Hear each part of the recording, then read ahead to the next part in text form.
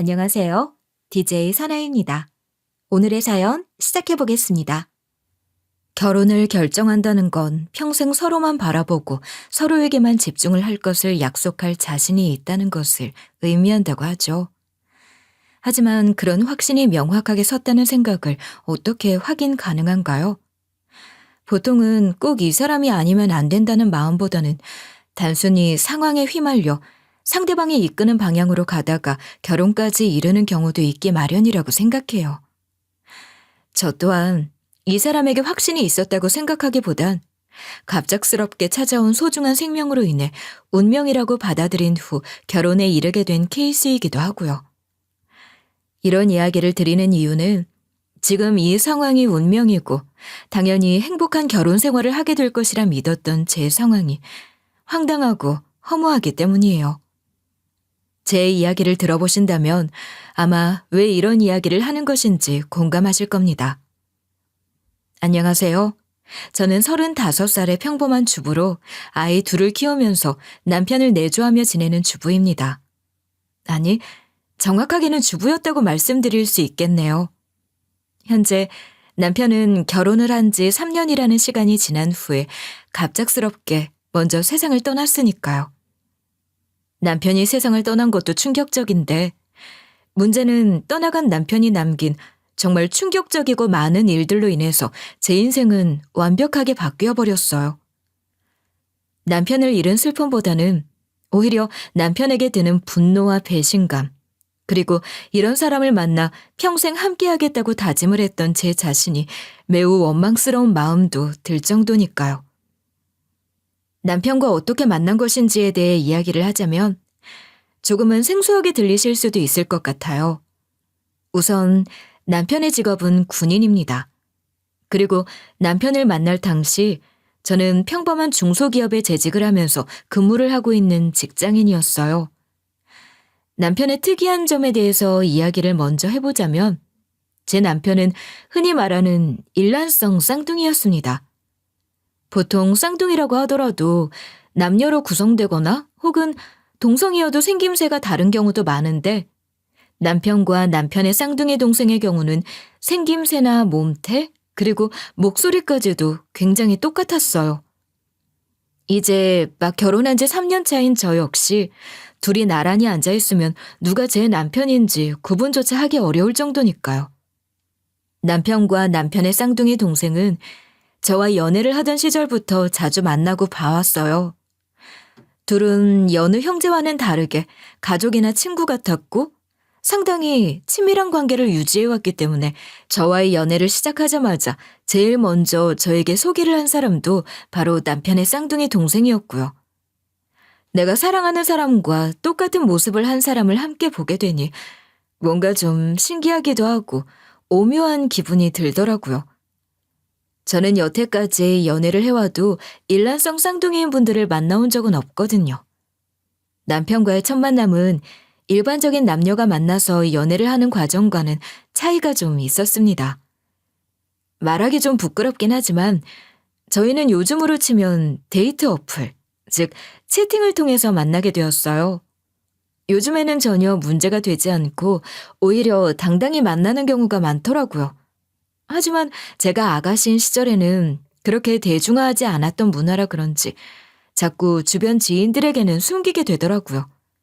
그래서 남편과 제가 결혼까지 하게 된 부부인 건 맞지만 우리 두 사람이 채팅을 통해서 처음 알게 되었고 결혼까지 하게 되었다는 사실을 아는 사람들은 정말 몇 없어요. 부모에게도 말하지 않았고 유일하게 아는 사람은 저와 유치원 시절부터 단짝처럼 지내온 친구 한 명뿐이었으니까요. 제가 남편을 채팅을 통해서 처음 만나게 된 건 제가 30살이 되던 해였어요. 요즘은 결혼 정년기가 30대 후반이라고들 하지만 그 당시만 해도 친구들은 20대 중후반이면 모두 다 결혼을 하는 추세였고 나 혼자서 결혼도 연애도 하지 못하고 지내는 나날들이 나름대로 참 조급했던 것 같아요. 골드미스라고 할 순 없지만 그래도 늦은 감이 없지 않은 상황에서 연애를 시작하지 않는다면 정말로 30대 혹은 40대 나이까지 혼자 지내게 될 것 같더라고요. 문제는 나이가 나이인지라 이제는 주변에서 소개팅조차 들어오지 않는다는 사실이었어요. 소개도 줄어들고 하다 보니 인연을 만날 수 있는 기회가 정말 없더라고요. 주변 친구들에게 소개팅만 계속해서 주선해달라고 조르는 것도 민망한 일이니 제가 직접 제 살 길을 찾아야겠다고 생각했어요. 그러던 중 회사에서 친하게 지내던 동료 대리님이 점심시간에 하는 어플을 알게 되었어요. 저는 그런 문화 자체를 알지 못했던 터라 함께 탕비실에서 휴식을 취하면서 그 어플에 대해 관심을 보이며 대화를 했어요. 대리님은 누구랑 그렇게 연락하세요? 요즘 연애하세요? 나? 아니야. 그냥 좀 연락하는 사람 몇 명 있기는 해. 우와, 대리님 정말 능력자시다. 연락하는 사람이 한 명도 아니고 여러 명이에요? 저도 비결 좀 알려주세요. 맞다. 미나 주임도 솔로지. 미나 주임도 이거 해볼래? 생각보다 잘 고르면 괜찮은 사람 많아. 그게 뭔데요? 저도 알려주세요. 저도 연애하고 싶어요. 이거 포렘이라는 어플인데 한번 해봐. 등록하고 직장 정보 넣고 하면 신원 확실한 사람들만 소개해주더라고. 몇 번 직접 만나도 봤는데 꽤 괜찮더라고. 저 이런 어플 처음 봐요. 신기하네요. 저도 한번 해볼게요. 대리님이 알려주신 어플 이름 확인을 하고 난 후 저 역시 호기심에 한번 가입을 하게 되었어요. 사진도 올려야 하고 자기소개, 주민등록번호 등을 모두 기재하도록 되어 있어서 뭔가 좀 안심하게 되더라고요. 가입만 한 후 어떤 연락도 주고받지 않던 어느 날, 저에게 먼저 하트를 보낸 사람이 있었어요. 그게 바로 지금의 제 남편이에요. 남편은 군인으로 부사관 3년차라고 했어요. 군인이라 그런지 씩씩하고 털털하게 자신의 생각을 털어놓는 모습을 보니 꽤 호감이 갔던 것도 사실이에요. 게다가 외모 또한 누가 봐도 잘생겼어서 대화를 나눈 후 처음 만나자마자 반해버렸던 것 같아요. 남편 역시 절 처음 본 후 제가 마음에 들었는지 연락을 계속 이어왔고 그렇게 우리는 자연스럽게 연인으로 발전을 하게 되었어요. 남편과 연애를 하는 시간이 모두 다 행복하고 즐거웠어요. 사실 꼭 저희에게 이런 일이 일어나지 않았다고 하더라도 저는 남편에게 푹 빠져 아마 결혼을 했을 거예요. 오히려 남편이 저와 결혼을 하지 않으면 어쩌나 고민을 했던 나날도 있으니까요. 그러던 중 남편과 저에게 운명같이 선물이 찾아왔어요. 바로 아이가 생겨버렸기 때문이에요. 연애를 하는 과정에서 결혼 시기를 앞당기려고 하진 않았었지만 아이가 생긴 것은 우리가 평생 함께해야 한다는 하늘의 뜻이라고 생각했고 나이가 어느 정도 있었던 우리는 당연하다는 듯 결혼을 결정하게 되었어요. 물론 아이를 가지게 된 것에 대해서 남편에게 말하는 것도 두려웠고 남편의 반응도 걱정스러웠지만 제가 생각했던 걱정을 한 방에 날려줄 만큼 좋아해줬고 결혼을 하자는 이야기도 먼저 꺼내줘서 더 고맙고 믿음이 생긴 채 결혼을 하게 된 것 같아요. 무슨 일이길래 부대 앞까지 직접 왔어? 무슨 일 있어? 응, 있어. 아니, 우리한테 무슨 일이 있다고 하는 게 맞는 것 같아. 응? 우리한테? 나한텐 아무 일이 없는데 무슨 일인데 그래? 말해봐. 이것 봐. 이것 보고 놀라지 말고. 응? 초음파 사진이네? 설마 자기 임신했어? 우리 아이야? 응. 며칠째 몸도 안 좋고 잠도 안 오고 이상해서 테스트기 해봤는데 2줄 뜨더라고. 놀래서 병원 가봤더니 8주래. 우와. 그럼 이 작은 게 내 아이인 거야? 우와. 너무 신기하다. 자기야, 고생했어. 자기 당황스럽거나 좀 그렇지 않아? 아니, 뭐가 당황스러워. 우리가 뭐 20대 어린애들도 아니고 결혼할 나이 됐고 심지어 우리 나이에 아이가 찾아와주면 감사한 거지. 결혼하자. 분명 우리 부모님도 좋아하실 거야. 난 자기가 난감해하거나 싫어하면 어쩌나 엄청 걱정했어. 이해 어떻게 해야 하나 걱정했는데 그렇게 말해줘서 고마워. 아니, 그런 걱정을 왜 해? 우리 애인데. 미나야, 고맙다. 사랑한다. 잘 살아보자. 아직도 그날의 긴장과 남편이 환하게 웃는 그 모습이 잊혀지지가 않을 정도로 생생해요. 그렇게 우리는 뱃속에 소중한 생명을 담고 행복한 시작을 하기 위해서 결혼을 하게 됐어요. 결혼을 한다는 건 생각보다 쉬운 일이 아니더라고요. 남편은 부사관으로 재직하고 저 또한 중소기업에서 일을 하고 있기는 했지만 저의 경우에는 결혼을 위해서 모아둔 돈 자체가 그리 많지는 않았어요. 심지어는 빚도 좀 있는 상황이어서 매달 카드로 생활을 하고 월급으로 맞고 지내는 상황이었기도 하고요. 무엇보다 부모님 모두 다 일을 하실 수 없는 상황이었기 때문에 월급에서 약 50% 이상을 부모님 생활비로 지출을 하고 또 대출도 막는 상황이다 보니까 벌이에 비해서 돈이 줄줄 새고 있던 상황이기도 했죠. 이런 상황에서 갑자기 생긴 아이로 인해서 결혼을 하려고 하니 정말 힘들더라고요. 결혼식 자체에 대한 비용도 혼수도 그리고 우리가 함께 살아갈 집에 대해서도 어떤 것도 해결을 하지 못한 채 막막했어요. 남편에게는 일일이 말하지도 못하는 상황에서 고민만 커져갔죠. 그런데 어느 날 이런 저의 고민을 눈치를 챈 건지 남편은 저에게 관사 생활을 제안했어요. 관사에서 지내게 되면 집은 해결되는 문제고 매달 월세를 내면서 살면 되고 그동안 제가 저희 부모님 부양을 해온 것을 그대로 유지하면서 자신이 벌어온 돈에서 월세를 낸 후에 남은 돈으로 저금도 하고 상황을 천천히 해결해 나가자고 하더라고요. 사실 결혼 전 부모님을 부양하고 집안에서 실질적인 가장으로 살아가느라 하루하루가 지치고 힘들어서 벗어나고 싶다는 생각을 한 적이 참 많았는데 우연한 계기로 인해서 드디어 저도 저만의 삶을 살고 독립해 사랑하는 사람과 함께 살 수 있게 된 것만 같아서 너무 행복했어요. 양가의 임신 소식을 알리고 간단하게 결혼식을 올린 후 남편이 마련한 관사에서 생활을 하기로 했다는 이야기를 했고 결혼식은 순조롭게 진행이 되었어요. 남편과의 사이도 좋았고 남편의 쌍둥이 동생과 시부모님들 역시 너무 좋은 분들이었기 때문에 결혼하길 잘했다는 생각이 들기도 했고요. 우리가 직접 마련한 정말 우리 집은 아니더라도 관사라는 보금자리가 생기고 그곳에서 오직 남편과 저 단 둘만 생활을 한다는 생각을 하니 벌써부터 해방감이 몰려오면서 너무 행복하더라고요. 그동안 변변한 여행 한번 못하고 저 혼자서 독립된 생활 자체를 감히 엄두도 내지 못하는 생활을 해왔었기 때문에 그냥 새로운 공간에 내가 좋아하는 사람과 함께 지낼 수 있다는 그 사실 자체만으로도 너무 행복하고 기분이 좋더라고요. 이대로라면 어떤 일도 생기지 않고 계속해서 행복하게 살아갈 것만 같은 시간이 계속되었어요. 모든 신혼생활이 그렇듯 저 또한 달콤하고 깨가 쏟아지면서 지냈어요. 남편과 저는 결혼 후 임신을 했던 아이를 출산한 후 곧바로 연년생 둘째를 가지게 되었어요. 30대 중반에 접어든 나이였음에도 불구하고 감사하게 아이는 찾아와 줬고 우리 가족은 둘에서 시작해서 셋, 그리고 이제는 넷이 되었어요. 자식을 키워본 적 없던 시절에는 알 수 없었던 감정들과 애정이 샘솟더라고요. 그래서 어린 시절 저희 엄마가 너도 아이를 낳아 키워봐. 눈에 넣어도 아프지가 않다. 라고 했던 말이 떠오르면서 정말 공감됐어요. 둘째까지 출산한 후 저는 더 이상 일을 할 수 없었어요.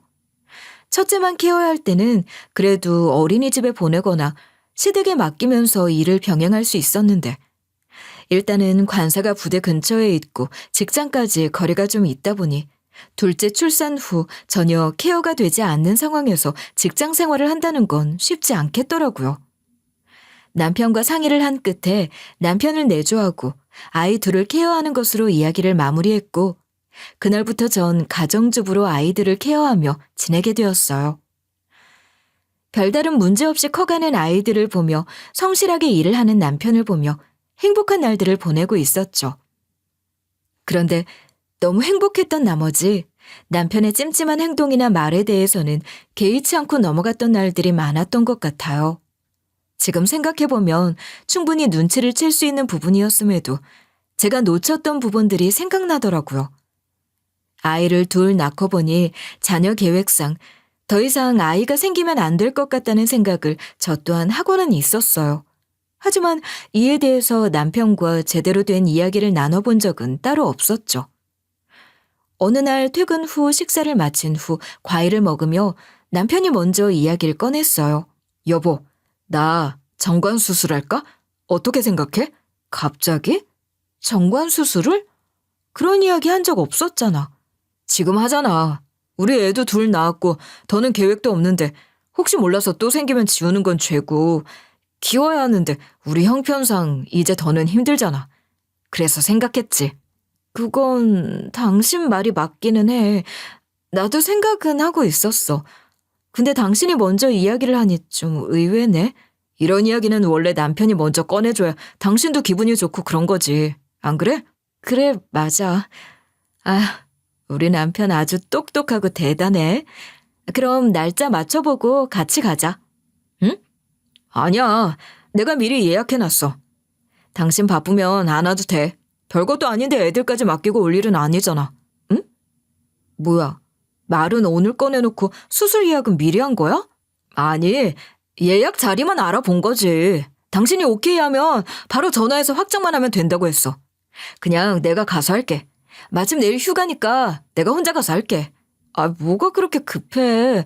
천천히 해도 되지. 당신 나 알지? 결정한 건 빨리빨리 처리해버리고 싶어 하는 거. 내가 가서 할 테니 당신은 신경 쓰지 마. 보통의 남편들은 정관 수술에 대해 이야기를 하면 질색을 한다고 하는데 남편은 오히려 자기가 자진해서 수술하겠다고 이야기를 꺼냈어요. 이런 상황에서 남편이 혹시 다른 꿍꿍이가 있는 건 아닐까 생각을 해봤어야 했는데 바보같이 당시에 저는 군인임에도 불구하고 자상하고 열려있는 사람이다 라고 생각하면서 오히려 고마워했던 것 같네요. 물론 이야기가 끝이 나자마자 바로 간다고 했을 땐 뭐가 그렇게 급해서 서두르지? 라는 생각은 했었지만 남편을 정말 믿었기 때문에 대수롭지 않게 흘리면서 넘어갔어요. 그때 상황을 떠올려보면 정말 알 수 있는 기회가 참 많았는데 남편에 대한 굳은 신뢰가 이 모든 것들을 다 배제하게 만들었던 것 같아요. 그때만 해도 남편이 제가 아닌 다른 여자를 만나기 위해서 그런 결정을 서둘렀다는 생각은 애초에 할 수도 없는 상황이었기도 하고요. 아마 군인 가정에서 자라셨거나 혹은 배우자가 군인이라면 다들 잘 아실 거예요. 매일매일 근무를 하는 건 당연하지만 중간중간 다양한 목적이나 상황에 따라서 당직 업무 또는 몇 주간 집을 비우는 훈련도 많이 간다는 것을요. 저 또한 연애 때부터 쭉 남편의 스케줄을 파악해왔기 때문에 남편이 집을 비우는 일에 대해서는 그렇게 크게 개의치 않고 지내왔던 것도 사실이에요. 오히려 출근 시 밥을 차리고 또 칼 같은 시간에 퇴근을 하고 집으로 돌아오면 그 시간에 맞춰서 매번 따뜻한 밥을 차려줘야 하는 일이 부담스러워 훈련을 간다고 하면 반가운 마음이 들 정도였기도 합니다.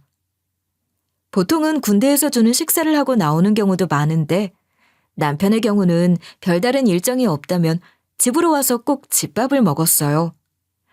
밥을 정말 중요하게 생각하는 사람이라 가끔은 귀찮기도 하고 대충 때웠으면 좋겠다는 생각을 할 정도이기도 했으니까요. 보통 훈련을 가게 되면 짧으면 3일에서 일주일 정도 집을 떠나기 때문에 이런 날은 아이들과 저에게도 완벽한 휴가나 다름이 없었어요. 외식을 잘 안 하고 집에서 밥을 해먹는 걸 좋아하는 남편 덕분에 애들이 먹고 싶어하는 치킨이나 피자도 사주는데 한계가 있기도 했기 때문이죠. 그러던 중 훈련이 잡혔다고 이야기를 하며 남편은 일주일간 집으로 오지 못한다고 이야기를 했고 전 속으로는 매우 기뻤죠. 오랜만에 아이들하고 먹고 싶은 건 먹고 먹고 싶을 때 먹으면서 신경 쓰지 않고 지내야겠다고 생각하고 있었어요. 실제로 남편이 떠난 후에 아이들은 가장 먼저 치킨과 매운 떡볶이를 시켜서 먹자고 했고 저 또한 그날부터 일주일간은 저녁에서 해방된다는 기분에 즐기면서 시간을 보냈어요. 훈련에 가게 되면 연락은 늦은 저녁이나 새벽에만 되는 경우가 많았기 때문에 연락이 잘 되지 않아도 잘 지내고 있겠구나 생각하면서 지내고 있었어요. 그런데 남편이 훈련을 간다고 떠난 지 2일째 되는 날, 낯선 지역 번호가 제 휴대전화 번호에 울리더라고요. 제가 사는 지역과 전혀 다른 지역 번호이다 보니 의아하긴 했지만 전화를 받아들었어요. 그리고는 충격을 받고 곧바로 뛰어나가게 되었죠. 전화는 부산에 있는 대학 응급실 전화번호였어요. 이상했죠. 훈련을 간 곳은 강원도였는데 갑자기 부산에서 연락이 와서 남편이 위독하다는 이야기를 들으니 황당하기도 하고 어안이 벙벙했어요. 궁금한 부분이 많았지만 남편이 위독하다는 이야기를 듣고 나니 우선은 빠르게 병원으로 가봐야 한다고 생각했어요. 아이들은 급한 대로 시댁에 연락을 해 맡겨둔 후에 빠르게 부산으로 갈 수 있는 교통편을 알아봤어요. 기차를 탈 시간적 여유도 없었어서 빠르게 갈 수 있는 비행기를 티켓팅해 부산으로 향했죠. 무슨 정신으로 이렇게 온 것인지 모르겠지만 정신을 차려보니 제가 부산대학교 응급실에 들어서 있었고 그곳에서는 남편 위로 하얀 천이 덮인 모습이었어요. 위독하다는 이야기를 듣긴 했지만 세상을 떠났다는 생각을 한 적은 없었는데 제가 도착하자마자 이미 이 세상 사람이 아니더군요. 정신이 없는 와중에 구급대원이 보호자를 확인 후 저를 찾더군요. 남편은 부산의 한 호텔 헬스장에서 발견되었고 발견 당시 심근경색으로 쓰러졌고 바로 119 신고를 통해 병원으로 온 것이라고 하더라고요. 정말 혼란스러웠어요. 남편이 인사 한마디 없이 세상을 떠난 것도 당황스러운데 훈련 장소가 아닌 부산에서 그것도 호텔에서 운동을 하던 중 발견되었다고 하니 이게 다 무슨 일인가 싶었죠. 아무리 궁금한 점이 많아도 남편은 대답이 없었기에 일단 남편을 저희 집 쪽으로 옮긴 후 장례식을 위한 준비를 했어요. 그러던 중 남편의 휴대전화와 짐을 전달받게 되었는데 당시에는 남편이 갑작스럽게 세상을 떠났다는 사실에 충격받아서 이런저런 것들을 확인할 여력이 없었어요. 장례식을 모두 치르고 발인까지 한 이후 지금 상태로는 아이들을 돌보기 어려울 것 같은 기분이 들어 잠시 아이들을 친정 식구에게 맡겼어요. 그리고 집으로 돌아와 남편이 떠난 소파에 앉아서 멍하게 앉아 있었어요. 이런저런 현실적인 일들을 처리하느라 눈물 한 방울 마음대로 흘리지 못했던 제가 혼자 남으니 그때부터 다양한 감정이 올라오면서 눈물이 나더라고요. 남편이 불쌍하다가 나를 두고 간 것에 원망을 하다가 화도 나다가 그러던 중 갑자기 왜 부산에 갔는지가 떠올라 궁금해졌습니다. 이에 곧바로 남편의 짐으로 받은 상자를 열어 판도라의 상자와 같은 남편의 휴대전화 전원을 켜봤어요. 그리고 남편의 비밀을 알게 된 전 충격과 함께 허무함이 밀려오면서 다시 한번 분노에 오열을 할 수밖에 없었어요. 그리고 왜 남편이 훈련을 간다고 해놓고 부산에 갔고 부산 호텔 헬스장에서 발견되었는지도 금세 알 수 있겠더라고요. 정관 수술을 제안했던 사실까지 모든 퍼즐이 다 하나같이 끼워 맞춰지기 시작했어요.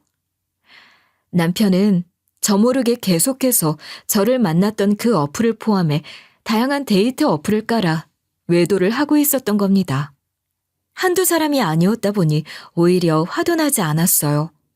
자신이 결혼을 한 유부남이라는 사실을 밝히면서도 오히려 더욱 자신 있게 바람을 피우고 싶다는 이야기를 하고 있는 채팅 속 남편을 보니 소름이 끼치고 구역질이 나더군요. 참 별 가지가지 외설적인 말을 다 했더군요. 심지어 최근 부산을 가게 된 이유도 그 수많은 외도 상대자 중 한 명이 부산에 거주를 하고 있었고 두 사람의 기념일에 맞춰 함께 호텔 여행을 가기로 했던 것이더라고요. 심근경색으로 목숨을 잃게 되는 그 순간에도 그 여자에게는 나 운동하고 올게 자기야 라는 말을 남긴 후 갔더라고요. 그 기록들을 보면서 정말 온 몸에 피가 빠져나가는 듯한 기분을 느꼈습니다. 이렇게 날 배신하고 다른 사람을 만나려고 갔던 곳에서 결국 생을 마감한 남편이 한심하기도 하고 한편으로는 죽길 잘했다는 아주 못된 생각도 들더라고요. 분노 표출을 하고 싶은데 막상 표출을 할 수 있는 대상은 세상에 없으니 그야말로 정말 죽을 맛이더군요. 미움도 상대가 있어야 힘껏 미워할 수 있다는 말이 정말 와닿았어요. 남편이 죽었다는 사실보다 죽기 직전까지 상간녀에게 사랑을 표현하고 보고를 하던 그 모습이 떠오르니 치가 떨리더라고요. 이 모든 사실을 밝히고 제대로 된 책임을 묻고 싶다가도 또 막상 세상을 떠난 남편에 대해 원망을 하면 뭐할까. 그래, 상속이라도 제대로 해주고 갔으니 그것으로 끝내자 하는 마음이 왔다 갔다 하면서 정말 복잡한 나날을 보내고 있었던 것도 사실입니다. 마음이 하루에도 12번씩은 바뀌는 통에 어떻게 내 마음을 정리하고 갈피를 잡아야 할지 전혀 모르겠더라고요. 아마도 제 마음이 제대로 아물지 못했던 건 오히려 남편이 죽기 전 해왔던 바람에 대해서 장례식 이후에 누구에게도 이야기를 하지 않았기 때문이기도 할 듯해요.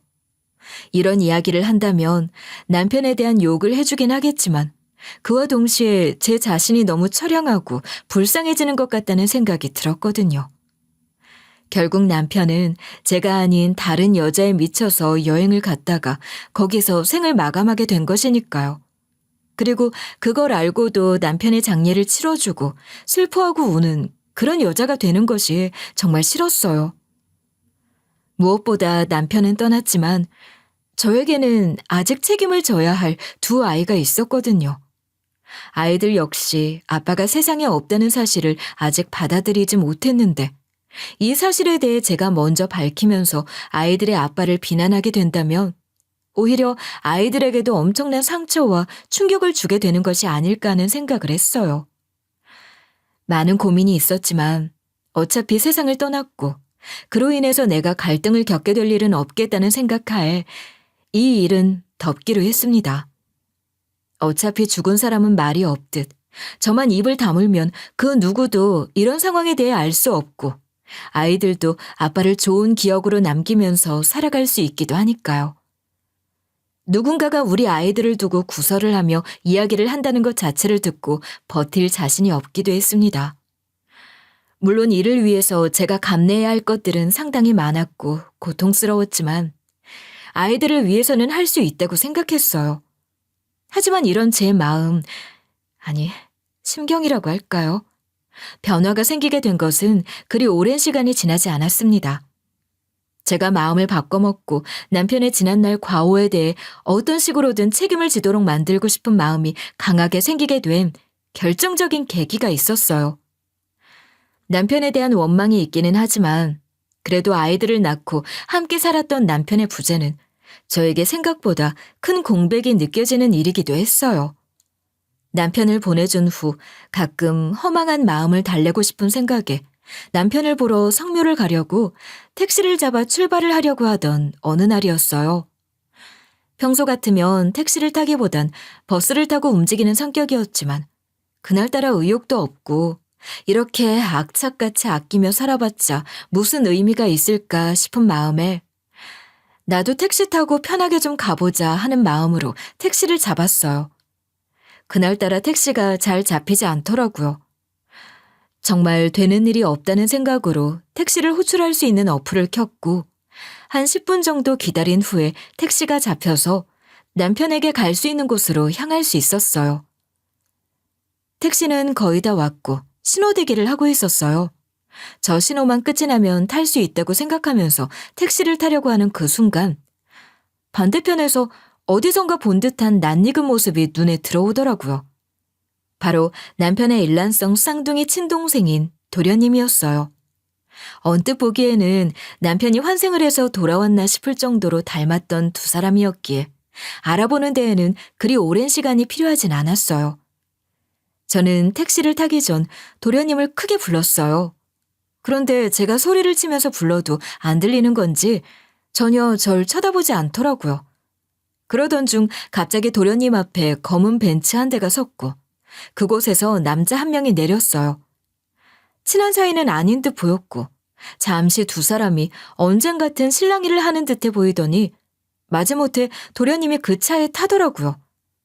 내키지 않지만 타는 모습을 보니 왠지 또 안 좋은 일을 당하는 건 아닐까 문득 걱정이 되더라고요. 처음에는 남편과 너무 똑같아 놀라서 바라봤지만 이내 도련님이구나 알게 되었고 그 다음으로는 혹시 어디로 납치가 되는 건 아닌지 하는 생각에 걱정이 되었어요. 그 순간 신호대기는 풀렸고 택시는 제 앞으로 도착했죠. 이미 목적지를 찍고 난 후 택시를 호출했던 상황이었기 때문에 기사님은 당연히 남편이 있는 곳으로 출발을 하시려고 하시더라고요. 처음엔 그냥 모른 척 가던 길 갈까 하는 생각이 들었지만 문득 찜찜한 기분에 무조건 저 뒤를 따라가 봐야겠다는 생각이 들었어요. 그래서 택시 기사님에게 죄송하지만 저기 반대편에 저 검은 외제차를 좀 따라가 주실 수 있냐고 부탁을 드렸고 그 기사님은 흔쾌히 핸들을 돌려주셨어요. 제가 따라가는 것 자체를 눈치채지 못하도록 조심스럽게 따라갔고 결국 그 차가 향한 곳에서 조금 떨어진 곳에 도착을 했어요. 그곳은 달리 다른 곳이라고 보기는 어려웠고 일반 가정집이 있는 아파트 같은 곳이었어요. 도련님이 살고 있는 곳을 저도 알고는 있었기 때문에 도련님 집이 아니라는 건 확실히 알았죠. 왜 이런 곳까지 저 남자와 온 것일까 생각을 하는 찰나 운전석에서 한 남자가 내렸고 다른 도련님과 실랑이를 하던 그 남자와 도련님이 함께 내리더라고요.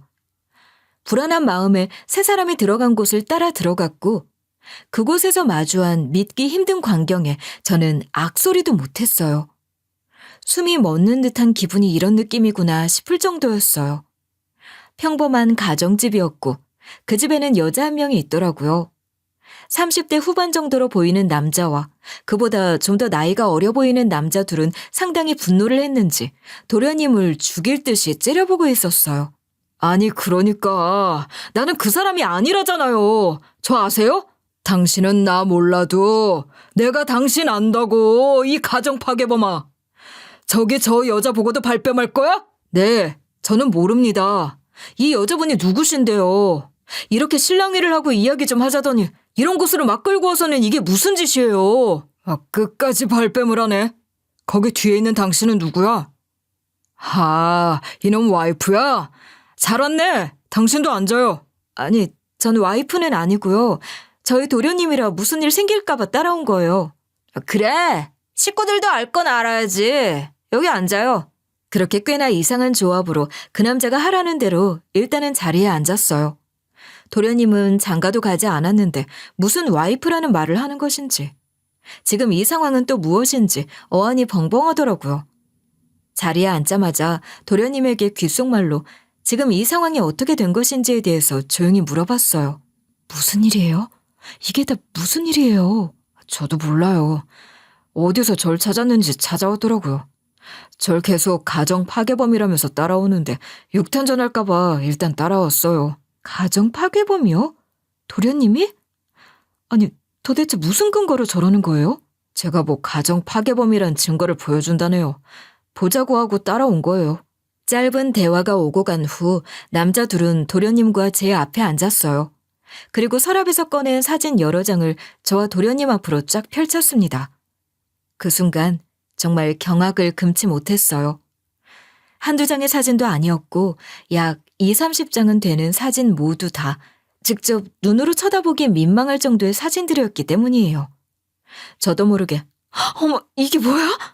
하고 소리를 쳤어요. 고개를 돌리면서요.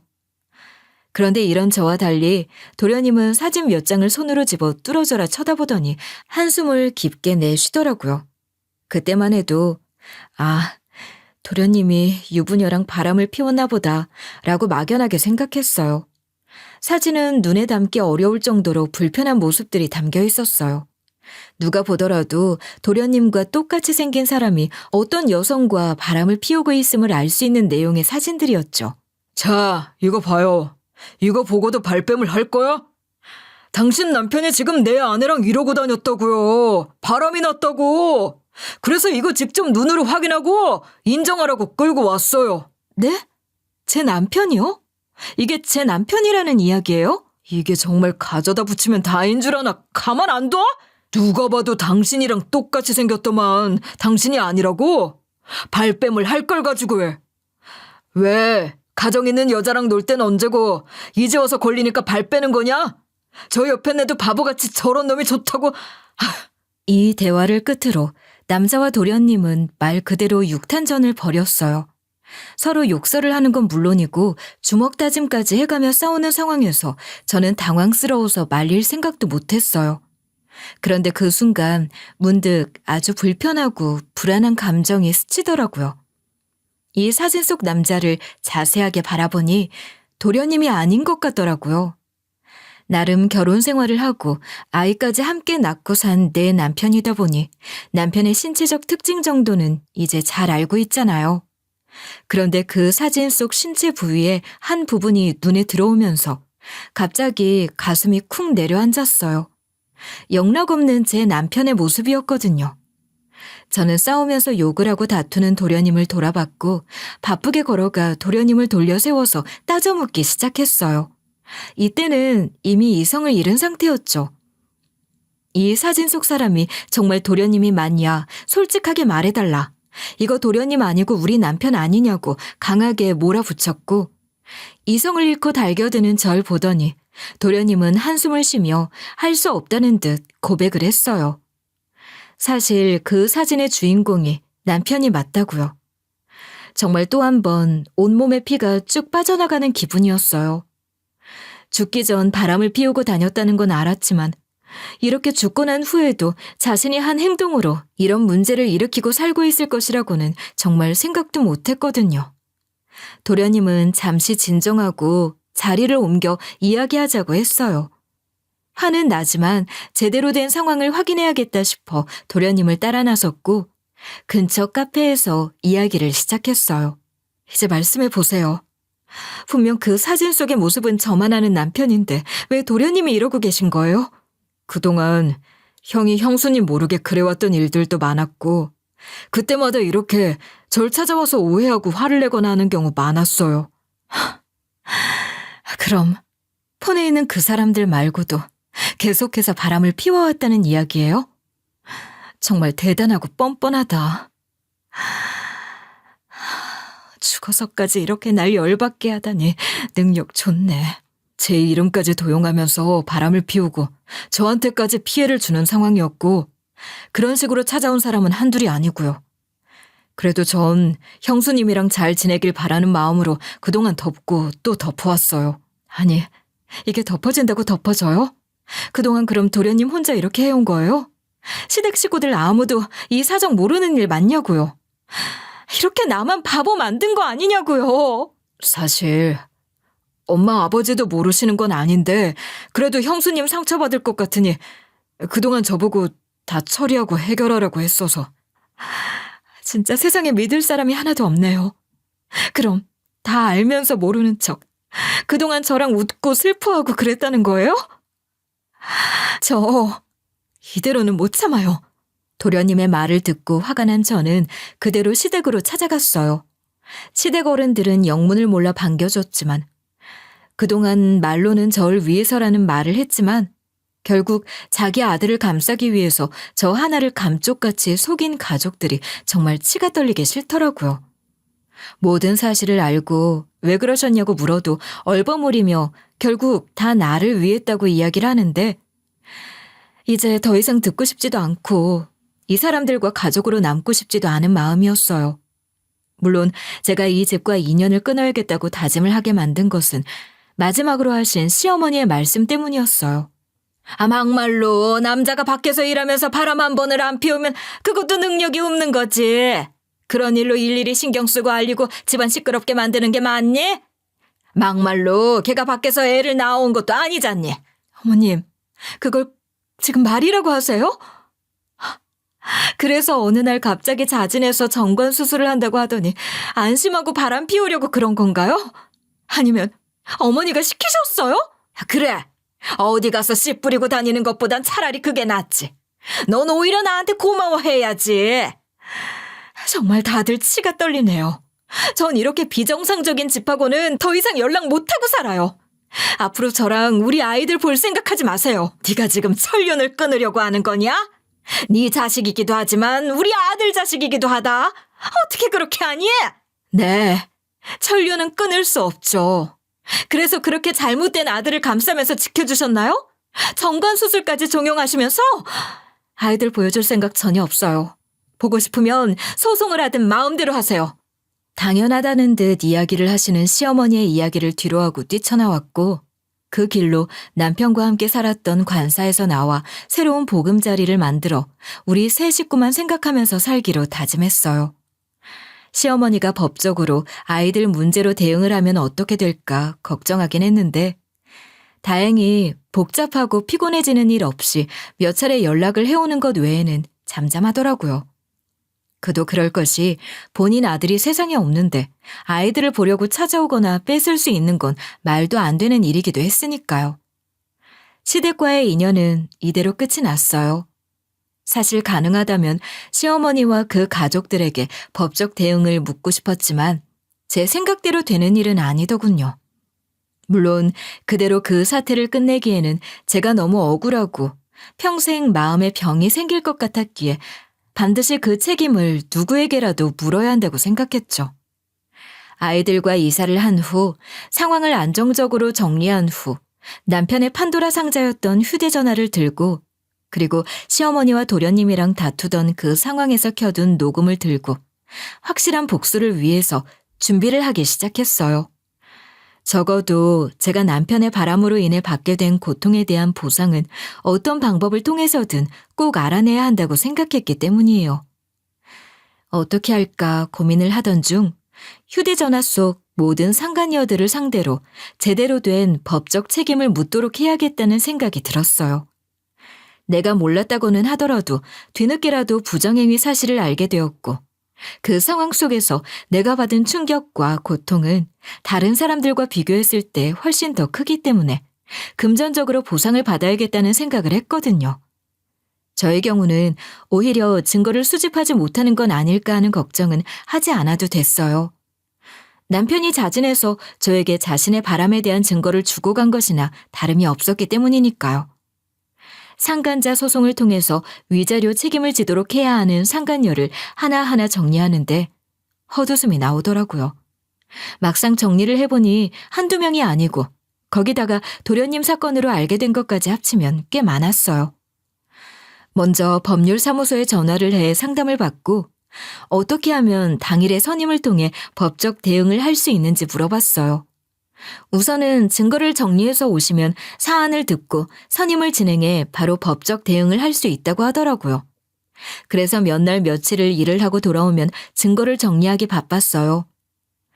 사람이 복수심이 생기니 없던 끈기도 생기게 되는 것 같더라고요. 마침내 모든 증거를 정리한 후 약속을 잡고 변호사와의 상담을 진행하게 되었어요. 제가 가져온 증거의 양과 상간녀 정보를 보더니 변호사 역시 꽤 놀라더라고요. 보통 이렇게 많은 경우는 드물다고 하더라고요. 정말 궁금한 마음에 혹시 저처럼 남편이 죽고 난 후에 이런 사실을 알게 되는 경우가 있기는 하냐는 식으로 질문을 했는데 놀랍더라고요. 그런 경우가 생각보다 많다고 하더라고요. 다만 저처럼 다수의 상간녀가 존재하는 경우는 정말 찾아보기 어렵다고요. 그 말에 또 한 번 헛웃음이 나더라고요. 변호사는 제가 준비해온 증거들을 검토해 본 후 소송 진행을 위한 시효 또한 넉넉하고 증거도 확실한 편이기 때문에 충분히 상간자 소송을 통해 제대로 된 위자료 청구 보상을 받을 수 있다고 답변을 주었어요. 이 이야기를 듣고 더는 고민할 필요가 없었던 저는 바로 소송을 진행하기 위해서 선임을 했고 소송 진행에 박차를 가했네요. 물론 제가 모든 상간녀의 이름과 주소 등을 알 수는 없었기 때문에 변호사에게 이런 경우에도 소송 제기를 할 수 있는지에 대해서도 자세히 물어봤어요. 놀랍게도 이런 경우 전화번호와 이름을 알면 충분히 정보를 확인할 수 있고 시간이 좀 걸리더라도 당사자를 특정하여 소송 진행이 가능하다고 하더라고요. 지금부터는 여유롭게 대응만 하면 되는 상황이라고 생각했기 때문에 시간이 오래 소요가 된다고 해도 저한테는 큰 문제가 되지는 않았어요. 그래서 동의를 하고 천천히 복수를 위한 진행을 했답니다. 정리를 하자면 제가 소송을 통해서 위자료 판결을 받아내야 하는 상간녀는 총 5명이더라고요. 도련님으로 인해 알게 된 그 여자분까지 포함을 해서 5명이요. 이 많은 여자들과 저 모르게 바람을 피우려고 했다면 상당히 바빴겠다 싶은 생각이 들었어요. 소송은 시간이 좀 걸렸을 뿐 생각보다 수월하게 진행되었어요. 상간자인 피고들에게 각각 소장이 갔을 것이고 그 과정에서 당황스러웠는지 연락을 해 억울한 듯 항변을 하는 경우도 있더라고요. 남편이 살아있을 땐 몰랐다지만 제가 알게 된 이상 그대로 넘어갈 수 없는 일인데도 억울함을 호소하는 모습이 어이가 없었어요. 여보세요? 저 이번에 소장 받은 사람인데요. 혹시 관계가 다 끝난 건 알고 이렇게 보내시는 건가요? 네, 끝났겠죠. 그 사람이 세상에 없는데. 그래도 바람은 피우신 건 맞잖아요. 늦게라도 책임은 져야 한다고 생각하는데? 아니, 아주 오래전에 끝난 사이인데 제가 왜 몇 년 뒤 이런 소장을 받아야 하는지 억울하네요. 이미 끝났고 죽었는지 살았는지도 모르고 살고 있는데요? 시간이 오래 지났다고 해서 잘못한 일이 없어지는 건 아니지 않나? 전 그냥 넘어갈 생각이 없으니 어떻게든 잘 대응해 보시고 앞으로 또 연락하시면 불리해질 수 있어요. 그러니 잘 생각해 보시고 연락하세요. 어이가 없더라고요. 시간이 흘렀다고 해서 바람을 피운 일이 없던 일이 되는 건 절대 아닌데 이런 식으로 억울함을 호소하며 이야기를 하는 것인지 싶기도 하고요. 한편으로는 다 똑같은 사람들이니 이런 행동을 했겠지 싶어 이제는 불쌍한 마음까지 생기더라고요. 솔직히 이렇게 대응을 하면서 허무하지 않았다면 거짓말이에요.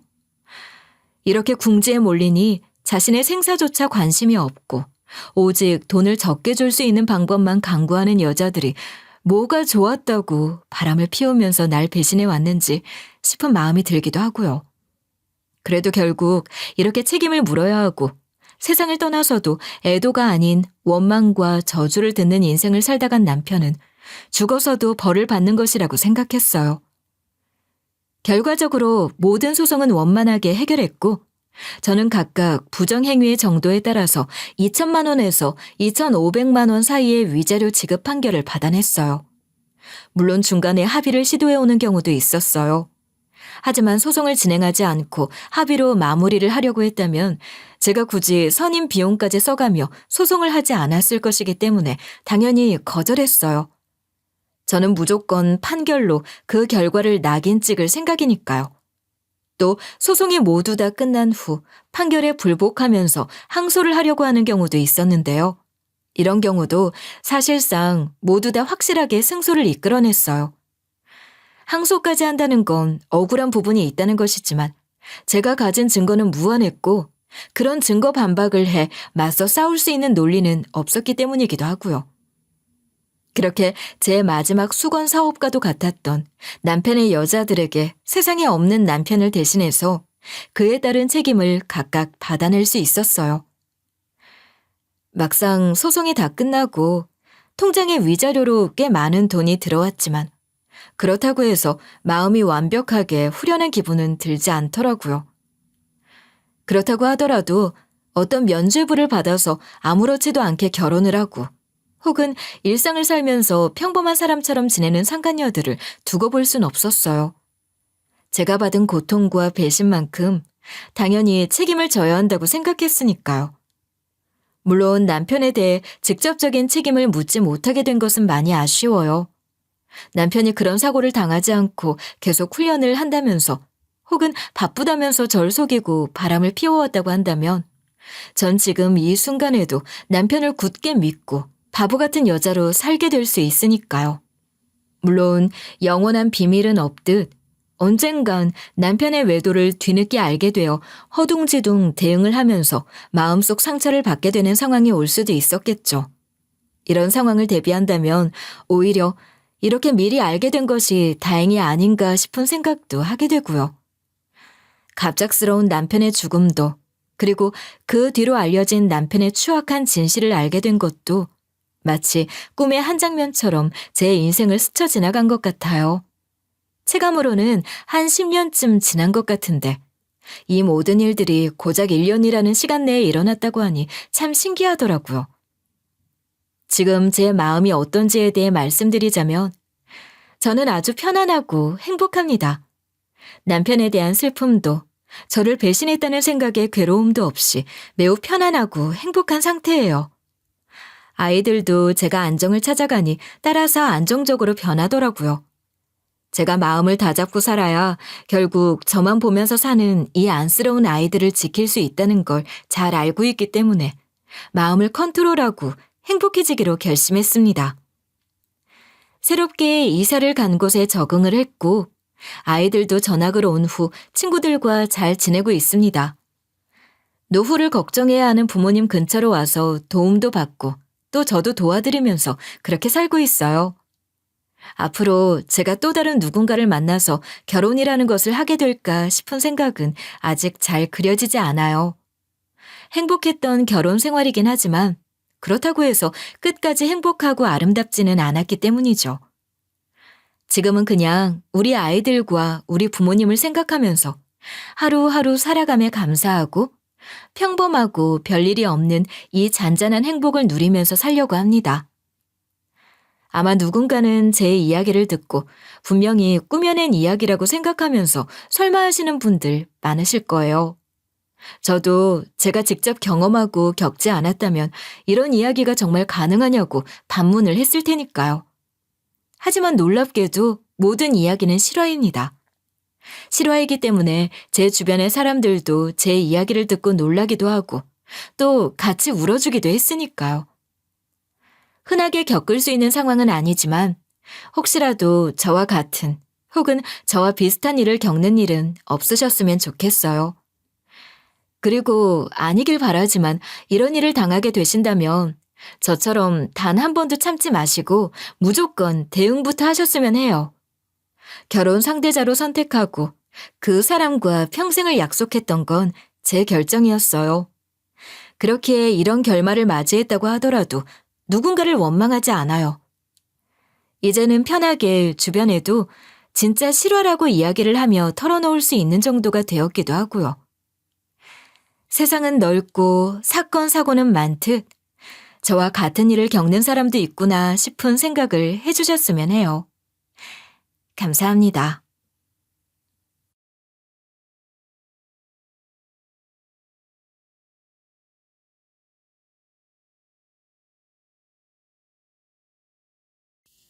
안녕하세요. DJ 선아입니다. 오늘의 사연 시작해 보겠습니다. 안녕하세요. 딸 둘이 있는 60대 여성인데요. 이제는 딸들 전부 다 시집 보내고 남편이랑 단 둘이 살고 있어요. 첫째 딸은 집안 잘 사는 사위 만나서 가정주부로 살고 있죠. 둘째 딸은 공무원인데 동사무소에서 일하다 친해진 동료와 결혼하고 잘 살고 있는데요. 딸들도 시집 잘 가고 저한테 너무 잘해서 걱정 없이 살고 있었어요. 착한 남편이랑 살아서 그럴까요? 자식들 성격이 저랑 다르게 온순하고 부드러웠거든요. 그래서 딸들이 결혼하기 전까지는 저랑 같이 살았었는데 저랑 크게 부딪힌 적 없었어요. 저희 남편은 저보다 3살 어리고 젊었을 때부터 자상하고 다정한 성격이었고 항상 한결같았습니다. 그러니 예민한 제가 별 걱정 없이 가족들 위해 열심히 내조할 수 있었죠. 남편도 제가 잘해준 만큼 노력해줘서 고마웠어요. 자식들 다 떠나보내고 우리 둘이 남으니 더 신경 써주고 챙겨주는 기분이었는데요. 남편이 어느 정도로 잘해줬냐고요? 제가 남편에게 이런 말을 건넬 정도로 저한테 너무 잘해줬어요. 당신은 왜 나이 먹을수록 성격이 좋아져? 내가 생각해도 당신은 신혼 때나 지금이나 변함이 없는 것 같아. 당신만한 사람도 없다 진짜. 남편이 또 제 말을 듣고 오히려 제게 더 고맙다고 해줬죠. 제가 저 스스로를 돌이켜봐도 결혼을 정말 잘한 것 같았고 남편이 대단해 보였거든요. 그런데 친구들도 그렇게 생각했나 봐요. 친구들이 이런 저희 부부를 너무 신기해했거든요. 부부 동반 모임에 참여할 때마다 친구들이 이런 말을 했었어요. 너희들은 결혼한 지 꽤 오래됐는데도 이제 막 결혼한 것처럼 서로한테 너무 잘해준다. 설마 집에서도 이렇게 사이 좋아? 자주 안 싸운다고? 세상에 어떻게 하면 그렇게 지낼 수 있어? 친구들이 이런 식으로 그 비결을 묻곤 해서 진지하게 생각을 해봤어요. 그리고 친구들에게 이렇게 말한 적도 있었죠. 아무래도 남편이 바빠서 주말 부부한 것 덕분에 사이가 돈독해진 것 같아. 남편이 식당을 하는데 그게 맛집으로 소문나서 지점이 여러 개 생겼거든. 아직 지점들이 자리 잡기 전이라 남편이 평일에는 여러 지방을 오가며 관리하고 있어. 그때 당시만 해도 한 지점이 자리 잡으면 또 다른 지점이 생겨나니 남편이 정신없어 했어요. 맨날 집에 늦게 들어오는 것은 기본이고 외박하는 일도 잦았죠.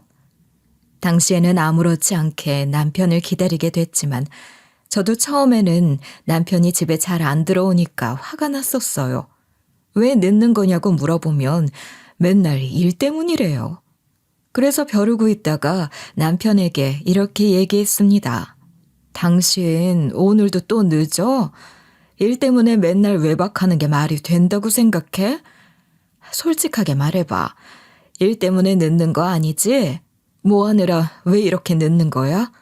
제가 참다 못해 꺼낸 질문에 남편이 이런 말을 하더라고요. 당신도 우리 식당 지점 생긴 거 알고 있잖아. 지점 생겼다고 땡은 아니야. 자주 가줘서 봐줘야 한다고. 내가 지점 관리하러 가는 거라고 하면 믿어줘야지. 당신까지 왜 그래? 내가 오늘 얼마나 힘들었는지 알아? 내가 그래도 퇴근 후나 쉬는 날에는 당신한테 엄청 잘해주잖아. 남편이 무슨 지점에 어떤 일이 생겼고 어떤 피드백을 줬는지까지 이야기해주니까 할 말이 없어졌죠. 게다가 남편이 아무 말도 못하는 저에게 장사에 대해 잘 모르니까 그럴 수도 있다고까지 말해줬어요. 다시 생각해보니 남편이 맨날 피곤해하고 눈빛이 퀭해 보였던 게 떠오르더라고요. 남편이 그동안 저한테 잘해줬던 걸 주르륵 얘기해주는데 우선은 외박하는 남편을 이해해줘야겠더라고요. 어떻게 외박하는 남편을 가만 놔둘 수 있어 하실 수도 있어요. 저도 처음에는 불안했지만 남편이 외박이 아니라 주말 부부라고 생각해달라고 해서 받아들일 수 있었습니다. 그리고 남편이 연락을 자주 하는 편이라서 괜찮았어요. 원래 전화나 문자를 많이 해줬지만 제가 서운하다고 말한 뒤로 뭐 하고 있는지, 오늘은 무슨 손님이 왔는지 사소한 이야기까지 다 해주더라고요. 전 그런 남편이 고마웠습니다. 그 뒤로 남편이 평소에 저한테 잘하니까 바쁜 날에 연락이 아예 없어도 신경을 안 쓰게 됐어요. 남편이 집에만 오면 저한테 말과 행동으로 잘해주니 의심할 틈이 없었죠. 어떤 식으로 잘해줬는지 궁금하실 거예요. 제가 그리 음식을 잘하는 편은 아닌데 제가 밥을 해줄 때마다 맛있다고 해줬거든요. 어느 날은 제가 코감기에 걸려서 음식 간을 잘 못 본 날이 있었는데요. 안 그래도 요리를 못하는데 코감기까지 걸리니까 난리가 났었어요. 저는 아무것도 모르고 맛없는 김치찌개를 밥상 위에 올려놨습니다. 남편은 그걸 묵묵히 먹고 있어서 몰랐는데 다음날 이모가 저희 집으로 오셨거든요. 반찬 주려고 하시다가 오셔놓고 갑자기 이게 무슨 냄새냐고 하셨어요. 김치찌개가 쉴까봐 다시 끓여놔서 집안에 냄새가 가득 배어 있었거든요. 이모가 그 냄새를 맡고 김치찌개를 한 입 먹어보시더니 김치가 너무 쉬었다는 거 있죠? 세상에, 남편이 그걸 꾹 참고 다 먹어준 겁니다. 남편한테 왜 그랬냐고 물었더니 제가 아픈 와중에 해준 음식인데 반찬 투정하고 싶지 않았대요. 게다가 집안일도 전적으로 도와주고 제가 부엌으로 가면 부엌을 서성이며 이런 말을 해주더라고요. 내가 뭐 도와줄 거 없어? 당신이 그동안 맨날 집안일만 하니까 이제 나한테 좀 시켜. 나 오늘 쉬는 날이잖아. 오늘은 내가 밥할까? 저는 남편이 그동안 고생한 걸 알고 있어서 괜찮다고 했어요. 제가 밥을 해주겠다고 하니까 남편이 이렇게 대꾸해줬는데요. 고마워 여보. 바쁜 나 이해해주는 사람은 당신밖에 없어. 내가 앞으로 잘할게. 내가 열심히 돈 벌어서 전부 다 당신 가져다 줄게. 이 외에도 맨날 저랑 결혼해서 다행이다. 결혼을 잘한 것 같다고 말해줘서 고마웠어요. 우리 나이대 사람들 중에서 이렇게 사는 부부 없을 거예요. 그것도 모자라 저한테 항상 철쭉이, 철쭉이라고 불러줬었거든요. 제가 왜 철쭉이라고 부르냐고 물었더니 남편이 이런 말을 해줬죠. 당신이 철쭉꽃을 좋아하고 철쭉 색깔을 좋아하잖아. 당신은 누가 봐도 정말 어여쁘고 귀한 꽃인데 나를 위해 집안일도 하고 밥도 해주니까 미안해. 꽃 같은 사람을 이렇게 고생시키네. 남편이 저를 정말 소중하게 생각해줘서 감동이었는데요. 맨날 절 볼 때마다 숨만 쉬어도 대단하다고 하거나 고생했다고 해주니까요. 전 이런 남편 덕분에 성격이 참 많이 변했어요. 제가 예민한 편이었는데 남편이 다 이해해주고 받아주니까 저도 순하게 바뀌더라고요. 전처럼 남편이 늦게 오면 의심하고 연락이 좀 늦으면 어디냐고 닥달하는 버릇이 없어졌어요. 오죽했으면 오랜만에 만난 동창 친구가 남편이랑 통화하는 걸 듣더니 이러는 거예요. 와, 신기하다. 넌 아직도 남편과 사이가 그렇게 좋니? 나는 남편이랑 전화하면 용건만 간단히 하는데 너희들 보면 이제 막 결혼한 신혼부부 같아. 남편 때문인지 너도 좀 성격이 바뀐 것 같아. 조금 더 너그러워지고 여유로워졌다고 해야 하나? 전 친구에게 이런 말을 듣기 전까진 저한테 찾아온 변화를 모르고 있었어요. 그런데 이 친구뿐만 아니라 다른 친구도 저랑 저희 남편이 비정상적으로 다정해 보인대요. 남들이 남편과 저를 외계인처럼 볼 정도로 신혼부부 같은 사이를 유지하고 있었습니다. 이렇게 남편 덕분에 행복한 결혼 생활을 보내고 있었지만 시부모님이 좀 문제긴 했어요. 시부모님 두 분 다 연세가 80이 넘었는데도 은근히 저를 시켜먹었거든요. 정확히 말하자면 이거 가져와라 저거 가져와라 식모 취급을 해댔어요. 하지만 이것도 신우가 있으니 괜찮았어요. 남편이 저보다 연하였고 신우는 저랑 동갑이었거든요. 신우는 심해부를 일찍 떠나보내고 혼자서 지내고 있었어요. 시조카들도 저희 집 자식들처럼 다 독립하고 따로 살고 있대요. 신우이가 얼마 전에 누굴 만나고 있다는 소식을 듣긴 했으나 다시 혼자가 된 것 같았어요. 그렇다고 해서 왜 헤어졌냐고 물어볼 수는 없잖아요. 그래서 뭐 혼자서도 잘 지내는구나 생각했어요. 신우가 연애하면 오래 못 가는 이유가 짐작이 가긴 했는데요. 신우가 제 편을 잘 들어주고 절 생각해주는 편이라 제게는 좋은 이미지지만 제가 생각해도 기가 참 셌거든요. 신우가 정말 보통이 아니구나 생각한 날이 있었어요. 신혼 초 때 일어난 일이었습니다. 명절날에 시댁에 갔는데 여느 때처럼 시댁 식구들이 바글바글 모여 있었죠. 이제 막 현관문을 열고 들어섰는데 시어머니께서 저보고 이러시더라고요. 너는 대체 뭐 하는 애니? 뭐 하느라 이제 왔어? 내가 명절에는 할 일 많으니까 전날에 오라고 했지? 얘가 일하기 싫어서 내 말 무시하고 기억 안 나는 척하는 것 좀 봐. 거기 서 있지 말고 얼른 와서 전이나 붙여라. 다른 날도 아니고 명절날인데 인사도 안 하고 다짜고짜 이러시니까 서운했죠. 어머님이 역시나 이번에도 저를 갈구면서 실컷 부려먹으려고 했는데요. 제가 이번엔 뭐라 한마디 하려고 했는데 저 대신 남편이 나서서 이렇게 대꾸해 줬어요. 오자마자 소리 좀 지르지 마. 자꾸 이런 식으로 굴면 명절날 안 온다고 했지? 그리고 저는 누나 담당이지 않아? 왜 우리 마누라만 시키는데? 남편이 바락바락 대드니까 시어머니께서 못 들은 척 일을 하시더라고요. 그래도 제가 나름 거기서 일손 돕고 있는데 어머님이랑 아버님이 자꾸만 뭐라 하시는 거예요. 그때 시어머니께서 이런 말씀을 하셨어요. 예, 이건 저렇게 하라고 내가 몇 번이나 말하니.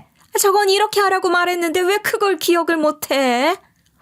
아휴, 답답해. 내가 이걸 어쩌다 집안에 들여서는. 시아버지도 여기서 뒤지지 않았죠. 이에 질세라 어머님 말에 이어받아서 이런 식으로 막말을 해댔는데요. 저것은 잔소리 해봤자 소용이 없어. 친정에서 그렇게 가르쳤니? 그 나이 먹도록 집안일도 못하네. 제가 이걸 듣고만 있었겠어요. 매번 있었던 연례 행사들처럼 저도 반응해 주려고 했죠. 열받아서 들고 있던 뒤집개 탁 소리 나게 놓아두고 저도 이렇게 대들었습니다. 왜 또 저한테 그런 말씀하시는 거예요? 예쁘게 말씀하실 수도 있잖아요. 그렇게 답답하시면 어머님이랑 아버님이 하세요.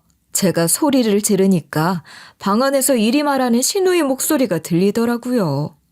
뭐야 엄마? 지금 뭐라고 한 거야? 지금 내가 전화할 거니까 전화 받아봐. 시누이가 세상에 그렇게 쥐죽은 듯이 있었다니 저는 시누이가 온 줄도 모르고 있었어요. 바로 그때 시어머니 옆에 있던 전화기가 막 울렸는데요. 시모가 전화를 받으니까 시누이가 또 한 소리 하는 것 같았죠. 시모가 기어 들어가는 목소리로 이러는 거예요. 알았어, 알았다고. 이제 며느리한테 안 그럴게. 며느라가 여기는 내가 알아서 할 거니까 방 안으로 들어가 봐라. 시모 말에 제가 그냥 제가 할게요라고 말하려던 찰나 남편이 저를 끌어당기면서 가자고 했어요. 그래서 앞치마 벗어놓고 방으로 가봤는데요. 방 안에는 아직 안 온 줄 알았던 시누이가 술판을 버려놓고 있었어요. 저는 이미 종류별로 해놓고 있었고 시누이는 막걸리에 전 흡입하고 있었죠. 신우가 앉아서 한잔 하라고 하길래 앉아있는데 시어머니께서 방 안으로 찾아오신 거예요. 어머님이 시누이가 전 먹는 것을 보고 이렇게 말하시더라고요. 에휴, 기대한 내가 바보지. 전 지가 한다고 하길래 기대했더니. 제가 나 도와주려고 전 부치는 게 아니라 지가 다 먹으려고 나선 줄 알고 있었다. 시누이는 들은 척도 안 하고 누워서 전만 주워 먹고 있었어요. 그래서 저라도 정신 차리고 남편이랑 같이 가서 시부모님과 제사를 먼저 치렀는데요. 제사를 지내고 저녁 거의 다 먹고 치울 때쯤 시누이가 자다 깬 얼굴로 건너왔죠. 그때 저랑 제 남편이 상을 치우고 설거지를 하고 있었는데 시누이가 저희 모습을 보고 안 그래도 동그란 눈이 더 커지는 거예요.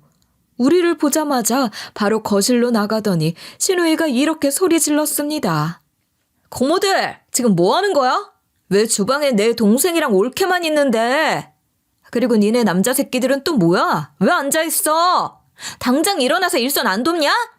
시누이 말이 떨어지기 무섭게 다들 주방으로 들어와서 일하고 개고생하던 저랑 제 남편은 어른들 옆에 끼어 과일을 먹고 커피를 마셨어요. 그때 동서가 얘기해 줬는데 시누이 말이 곧 법이라는 거예요. 작은 아버님들은 모두 아들만 있어 어릴 때부터 시누이 말은 무조건 들어줬다는 거죠.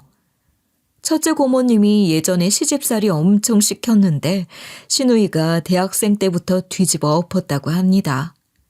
큰 고모님도 한 성격 하시는데 시누이한텐 깨갱한데요.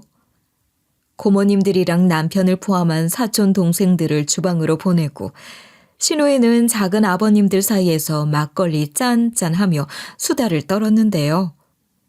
우린 이때 자식, 재산, 연예인, 누구네 자식들 얘기까지 별 이야기를 다 꺼낸 것 같아요. 시누이가 술에 취해 벼랑간 갑자기 만약에 놀이를 하자는 거예요.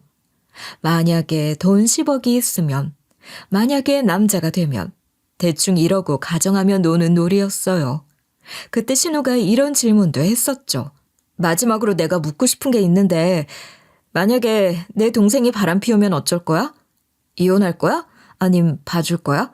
저도 그 당시에 취해 있어서 그 놀이에 적극적으로 가담하다가 이런 식으로 진지하게 대답해 줬어요. 아니, 우리 남편 바람 피워도 절대 못 나. 우리 남편 끝까지 설득해서 내가 뭘 잘못했고 뭐가 부족한지 물어볼 거야. 바람 왜 피웠는지도 물어보고. 우리 남편만한 사람 없어. 어떻게든 붙잡아야지. 대충 이렇게 답하면서 우리 남편 최고라고 외쳤던 것 같아요. 그런데 신우가 만취했는지 계속해서 같은 질문만 하는 거예요. 남편이 바람 피우면 진짜 이혼 안 할 거냐는 질문을 계속 해댔어요. 거기에 꽂혔길래 신우가 만나는 사람이 있는데 바람을 피우나 싶었죠.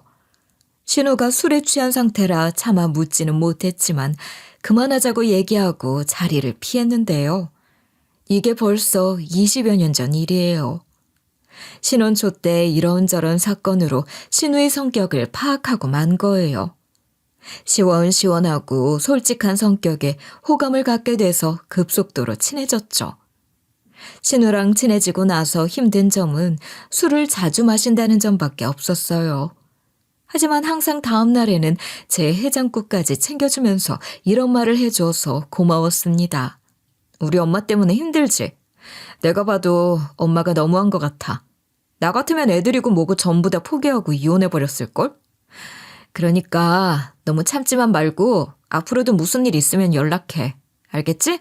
신우가 이렇게 이야기해 준 게 아직도 기억 속에 남아 있었는데요. 의리 있으면서 정이 있는 게 남편 같은 사람이라고 생각했었죠.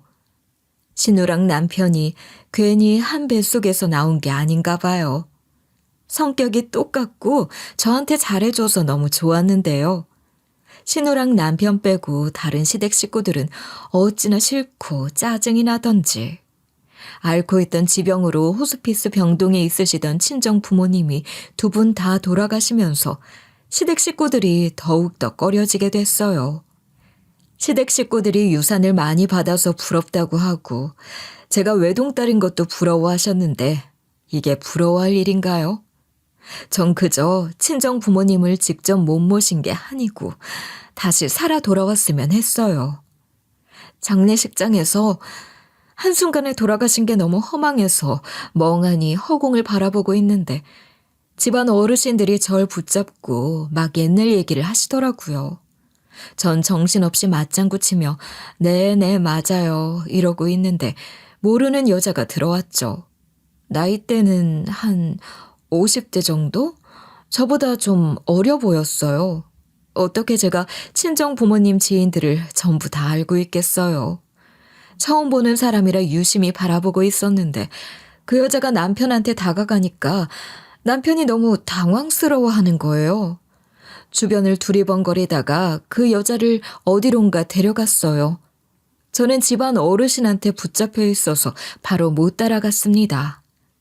뒤늦게 얼른 따라갔더니 장례식장 뒤쪽에서 남편이랑 여자가 미래를 나누고 있는 거예요.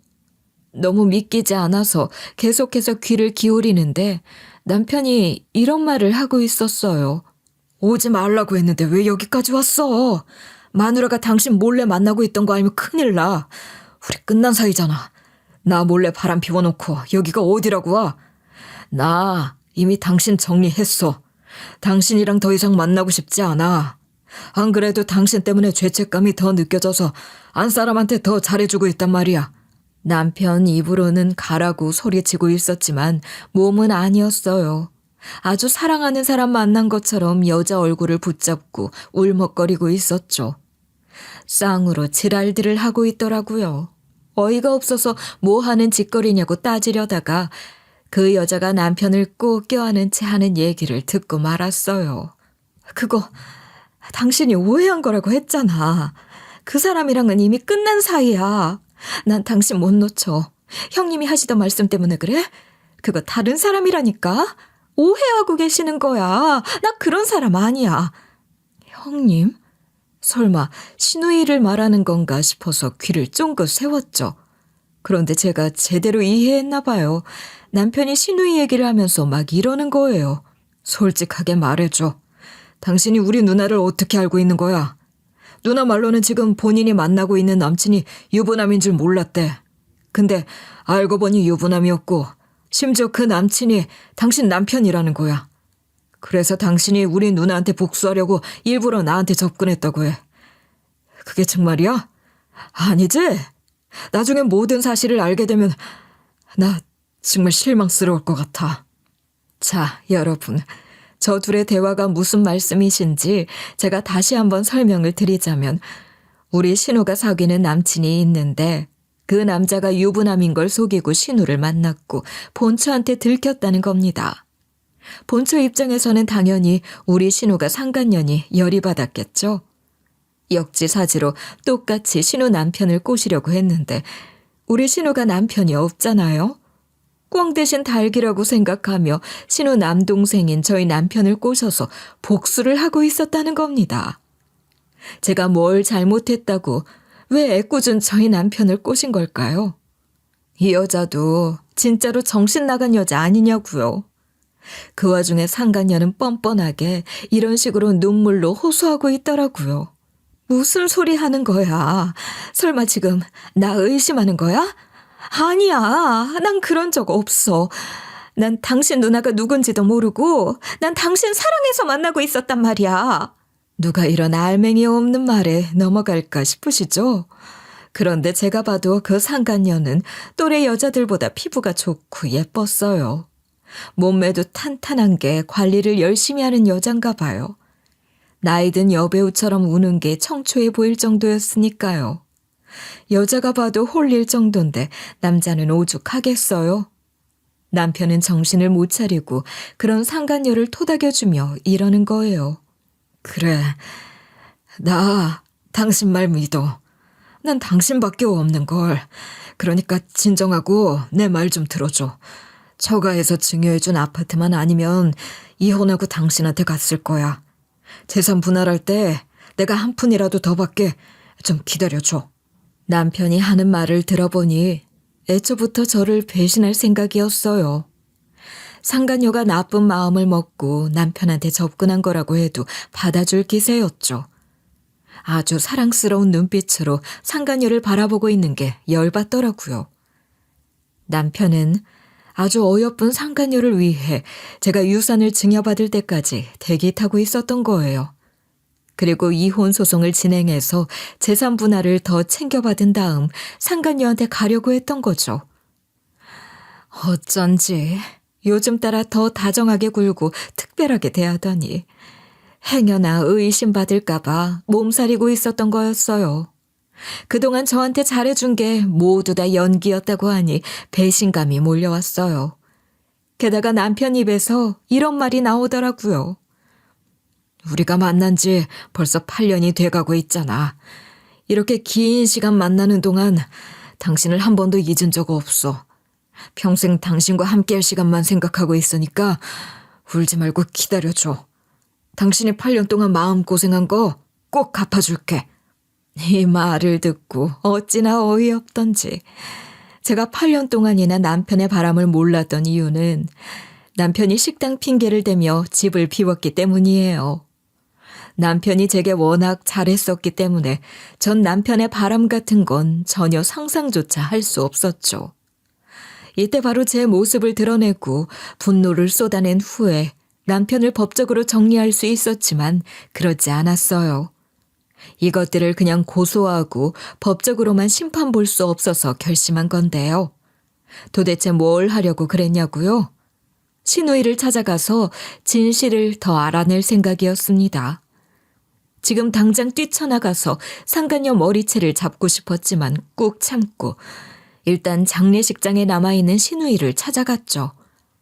신우이가 상간녀 이야기를 듣고 눈이 번쩍 뜨이더니 바로 제 손을 붙들고 나섰어요. 그리고 장례식장 복도로 나가서 구석에서 이런 식으로 속닥거리는 거예요. 나 진짜 한길 씨가 유부남인 줄 몰랐어. 나랑 한길 씨는 동창 모임에서 만났거든. 첫 만남에 돌싱이라고 해서 진지하게 만나본 건데 사실 와이프가 있더라. 그 뒤로 바로 정리했는데 한길 씨 와이프가 앙심 품고 저러는 거야. 아직도 나랑 만났던 한길 씨한테 연락이 오고 있거든. 날 너무 사랑한다고 잊을 수 없다고 울더라. 한길 씨는 아내랑 이혼하고 싶은데 아내한테 공갈받고 있대. 한길 씨 아내 말로는 한길 씨가 나한테 가버리면 자식들한테 전부 다 말해서 개망신을 주겠다고 했대. 그래서 한길 씨가 나 만나고 싶어도 꼼짝도 못하고 있다고 하던데. 아, 머리야. 내가 어쩌다 이렇게 복잡한 일에 엮였는지 난 이제 조한길 이쪽 집안 식구들이랑 엮이고 싶지 않은데 계속 엮이네. 올케한테까지 이렇게 피해를 줘서 미안해. 신우가 진짜 돌싱인 줄 알았던 남자와 정리하고 싶다고 하길래 신우 말을 믿어줬어요.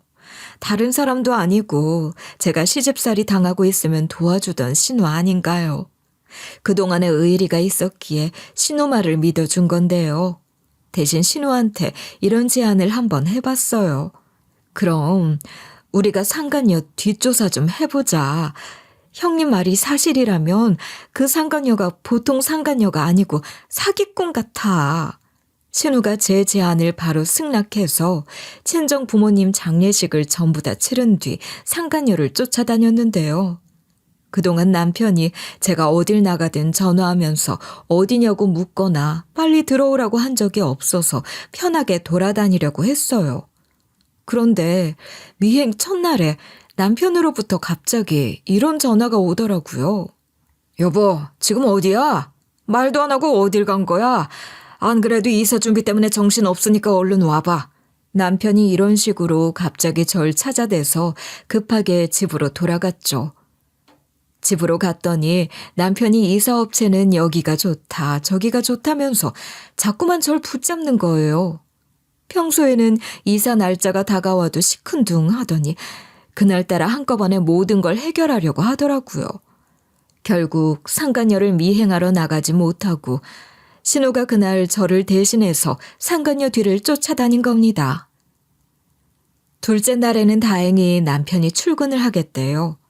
일을 갔는지 상간녀를 보러 갔는지 모를 남편을 보낸 다음에 저 혼자서 상간녀를 미행했는데 충격적인 장면을 목격하게 된 거죠.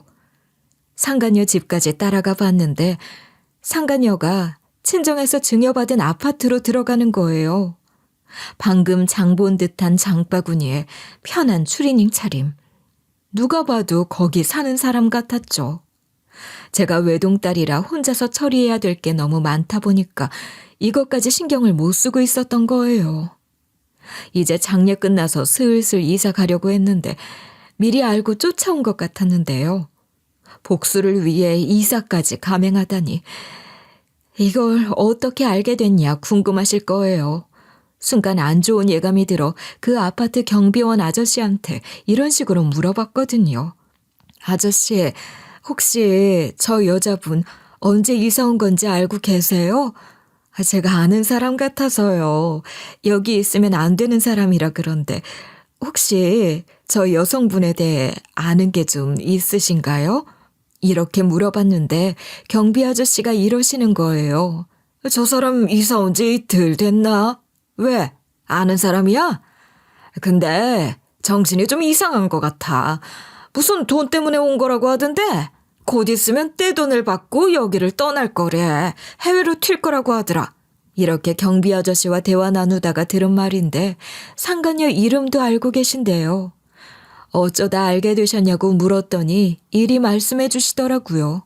아니, 이름이야 뭐 경비실에 택배를 맡기는 집이 많다 보니까 자연스럽게 알게 됐지. 그 사람 이름이 정성희였나? 택배를 자주 맡겨서 기억하고 있거든. 정성희가 맞을 거야. 당연히 저는 이때 알아낸 정보를 신우이에게 알려주러 갔죠. 집에서 훨씬 떨어진 카페에서 신우이를 만나자마자 자초지종을 설명해 봤어요. 형님, 내가 엄청난 사실을 알게 됐거든. 상간녀가 나한테 복수하려고 친정에서 증여해준 아파트로 이사까지 왔어. 게다가 이름도 알아냈는데 이름이 정성희래. 이렇게 이야기하자마자 신우이가 바로 저보고 이러는 거예요. 사실 한길 씨 말이야. 우리 동생 상간녀 남편. 만났을 때 이상하다는 거 느끼긴 했어. 사실 제비였나 봐. 여자들 돈 뜯어내고 다니더라. 내가 단순히 한길 씨한테 아내가 있어서 헤어진 게 아니라 한길 씨가 다른 여자들과도 만나고 있는 건 알고 있어서 정리했거든. 단순히 여자 관계가 복잡한 사람인 줄 알았어. 나한테는 공갈하거나 돈 요구한 적 없거든. 나한테 다른 여자들과 다르다고 진심으로 사랑한다고 하더니 아직도 집착하는 게 날 정말 좋아하긴 했나 봐. 그래서 정성이 그것이 복수하겠다고 니네 남편한테까지 손 뻗은 것 같고 내가 남편이 없어서 괜히 올케한테 화풀이 하나 봐. 나 때문에 불똥 튄 것 같아서 몸둘 바를 모르겠네. 그것도 모자라 신우의 말로는 정신 나간 제 남편이 상간녀가 앙심을 품고 접근한 거 알면서도 너무 사랑해서 처가 재산까지 다 갖다 바친다고 했다고 합니다. 남편이 단순히 바람 피운 것도 모자라 아무 죄 없는 저한테 복수하려는 여자 편을 들어준 거예요. 신우가 자기 때문에 이런 일이 생긴 것 같다며 미안하다고 사과하면서 자기가 알아서 참교육 해주겠다고 했죠. 전 그런 신우를 믿고 제대로 무언가 해보려고 했는데요. 신우도 저랑 같은 마음인지 저한테 이런 말을 해줬죠. 어떤 복수를 원해? 나한테 말만 해. 올케가 원하는 대로 다 해줄게. 내가 말이야, 올케만 보면 꼭 날 보는 것 같아서 가슴이 아파. 내가 시집살이 때문에 힘들어 했었거든. 신우의 갑작스러운 고백에 가슴 아파하고 있었는데 남편한테 전화가 왔습니다. 전화를 받아보니 남편이 이런 말을 쏟아내더라고요. 며칠 뒤면 이사 가는데 설마 이삿짐을 하나도 안 싸놓은 거야? 내가 바쁘면 당신이라도 해야지. 그동안 뭐하고 있었던 건데? 아휴, 얼른 지금부터라도 이삿짐 싸게 얼른 와. 우리끼리 나눠서 하면 어떻게든 되겠지. 남편이 이번엔 이삿짐 타령을 하니까 신우가 얼른 눈물을 닦아내며 가보라고 하더군요. 바람 피우는 남편 놈이랑 있는 대신 마음 같아서는 같이 있어주고 싶었지만 신우에게는 짧은 위로의 몇 마디를 남기고 급하게 집으로 돌아갔는데요. 그날부터 미행을 거의 하지 못하고 이사 준비에만 매달린 것 같아요. 우여곡절 끝에 이사 준비를 다 끝내놓고 이사 날만 기다리고 있었어요. 드디어 이사 날이 왔는데 아침 일찍 집을 나간 남편이 연락이 안 되는 거예요. 전화를 해봐도 안 받고 문자를 해도 답이 없었어요. 일단 이삿짐 센터가 왔으니 저 혼자서 친정 부모님이 증여해준 아파트로 이사를 하게 됐어요. 근데 제가 이사를 간 순간 알게 됐죠. 아주 끔찍한 진실들을요. 짐을 다 풀고 정리하고 있다가 아파트 정문 앞으로 가게 됐거든요. 그러다 상간녀가 막 어디론가 달려가고 있길래 제가 따라가 봤어요. 아파트 뒤편으로 갔더니 남편이랑 상간녀가 있는 거예요. 전 어떠한 증거든 남기려고 이때부터 녹음을 하기 시작했어요. 근데 거기서 상간녀가 이러더라고요. 탁영윤이라는 사람이 나보고 이상한 제안을 했어. 뭐? 탁영윤이라는 사람이 당신 누나라고? 당신 누나가 당신이랑 내가 몰래 만나고 있는 거 알고 부추기더라? 얼른 어떻게 좀 해봐서 이혼시켜보래. 얼른 이혼시켜서 새살림 차리고 싶지 않냐면서. 자기 말대로 안 하면 당신이랑 새살림 못 차릴 거래. 누님이라는 사람이 도대체 왜 그러냐고 물었더니 자기가 빚이 많아서 급하게 처리할 돈이 있대. 당신이 이혼해서 재산 분할 받으면 당신한테서 돈 받기로 했다고 하던데? 그러자 남편이 그게 무슨 소리냐고 따졌죠. 그 뒤에 상간녀가 더 기가 막힌 말을 해댔어요. 아유, 모르겠어. 당신 누나한테 이런 말 해서 미안하지만 미친 사람 같아. 나보고 복수하는 꽃뱀 흉내 좀 내보라는 거잖아. 자기가 시나리오 짜놓은 게 있는데 거기에 연기만 하면 된대. 그러면서 연기할 내용을 알려줬는데 뭐라 했는지 알아? 상간녀 말로는 신우가 이런 설명을 구구절절 늘어놓으면서 자기가 꾸며낸 내용을 이야기했대요. 신우가 어떤 식으로 이야기를 꾸몄냐면 상간녀의 남편이 사실 제비인 것처럼 생각해달래요. 상간녀는 당연히 자기 남편이 제비가 아니라고 했지만 그냥 그렇게 연기해달라고 했다는 거예요. 그러면서 신우가 거짓으로 이야기를 꾸며내기 시작했대요. 상간녀 남편이 제비라서 신우한테 돈 뜯어내려고 했는데 신우한테 사랑에 뿅 반해서 헤어나오지를 못하는 걸로 설정하자고 했다는 거죠. 상간녀가 거기에 열받아서 복수하려고 했지만 신우가 솔로잖아요. 결국 상간녀가 신우의 동생을 꼬셔서 복수하는 이야기로 거짓 내용을 꾸미자고 했다는 거예요. 그럼 제 입장에선 괜히 불똥이 튀어서 저한테까지 피해가 갔고 제가 이혼 소송 걸고 재산 분할 받으니 이런 개막장 시나리오를 탄생시킨 것 같았어요.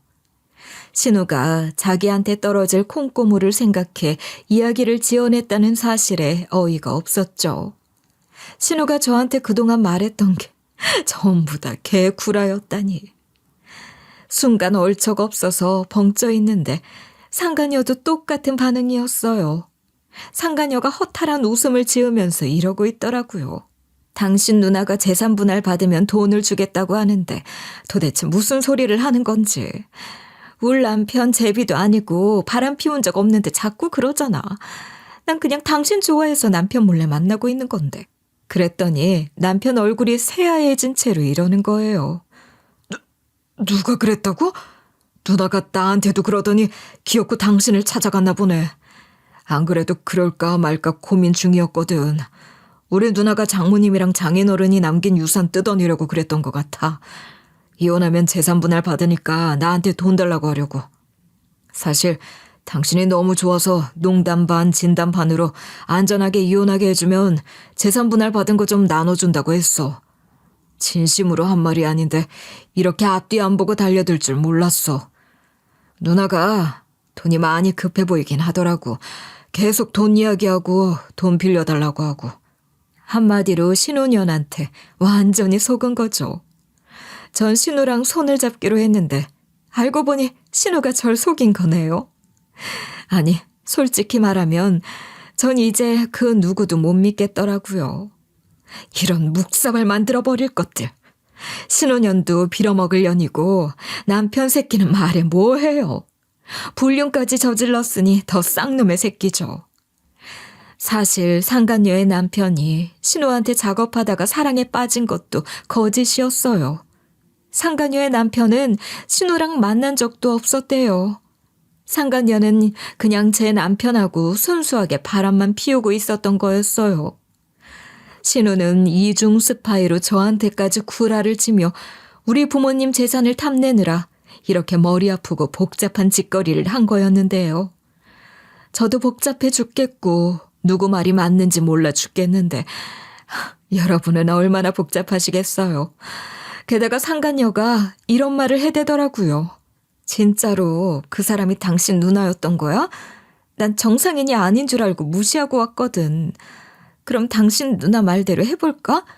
당신 누나가 당신 와이프한테 물어봤는데 당신이 바람 피운 걸로 절대 이혼 안 해줄 거라고 하더라. 당신 누나 대본대로 움직여서 빠르게 이혼해보는 거야. 당신은 나쁜 놈 되겠지만 재산은 확실히 뜯어낼 수 있잖아. 나도 이제 내 남편이랑 그만 살고 싶어. 자기랑 살고 싶다고. 그냥 당신이 재산 분할 받은 다음에 나랑 다시 재혼하자. 나도 이제 편하게 좀 살아보게. 처가 돈이 많아서 위자료 내도 남는 게 많다며. 이쯤 되면 남편이 이건 좀 아니라고 할 법도 한데 돌아올 수 없는 강을 넘어가더라고요. 남편이 뭔가 생각해보더니 이 뒤에 남편이랑 상간녀가 뭔가 작당하는지 속닥거리기 시작했어요. 그리고 신우이한테 전화를 거는 거예요. 처음엔 누구한테 전화를 거는지 몰랐는데 남편이 누나 하는 소리를 듣고 알아낸 거죠. 남편이 신우이랑 이런 작전을 펼치고 있었어요. 누나, 단순히 바람 피운 것만으로는 절대 이혼 안 한다고 했다고? 누나가 직접 들은 말이야? 우리가 누나 말대로 하면 이혼해 줄 것 같다고? 알겠어, 그렇게 해볼게. 일단 우리 집으로 이사 온다고? 왜? 지시 내리기 쉽게? 우리 마누라도 감시하고 있게? 한참 동안 이런 말을 하더니 신우랑 전화를 끊는 거예요. 저는 그 순간 설마 했죠. 남편이 설마 저한테 전화해서 작전을 펼칠까 싶었는데 의심이 확신이 되고 말았어요. 잠시 후에 남편한테 전화가 와서 받아보니 이런 말을 했거든요. 여보, 이사 간 집 주소가 어떻게 되더라? 우리 누나 짐도 보내야 하니까 주소 좀 알려주라. 우리 누나도 아파트에서 살아보고 싶대. 도대체 이것들이 뭔 짓을 하려는 걸까요? 신우이가 한 거짓말대로 저랑 이혼하고 재산 분할 받으려는 것 같길래 문자로 주소를 보내주겠다고 했죠.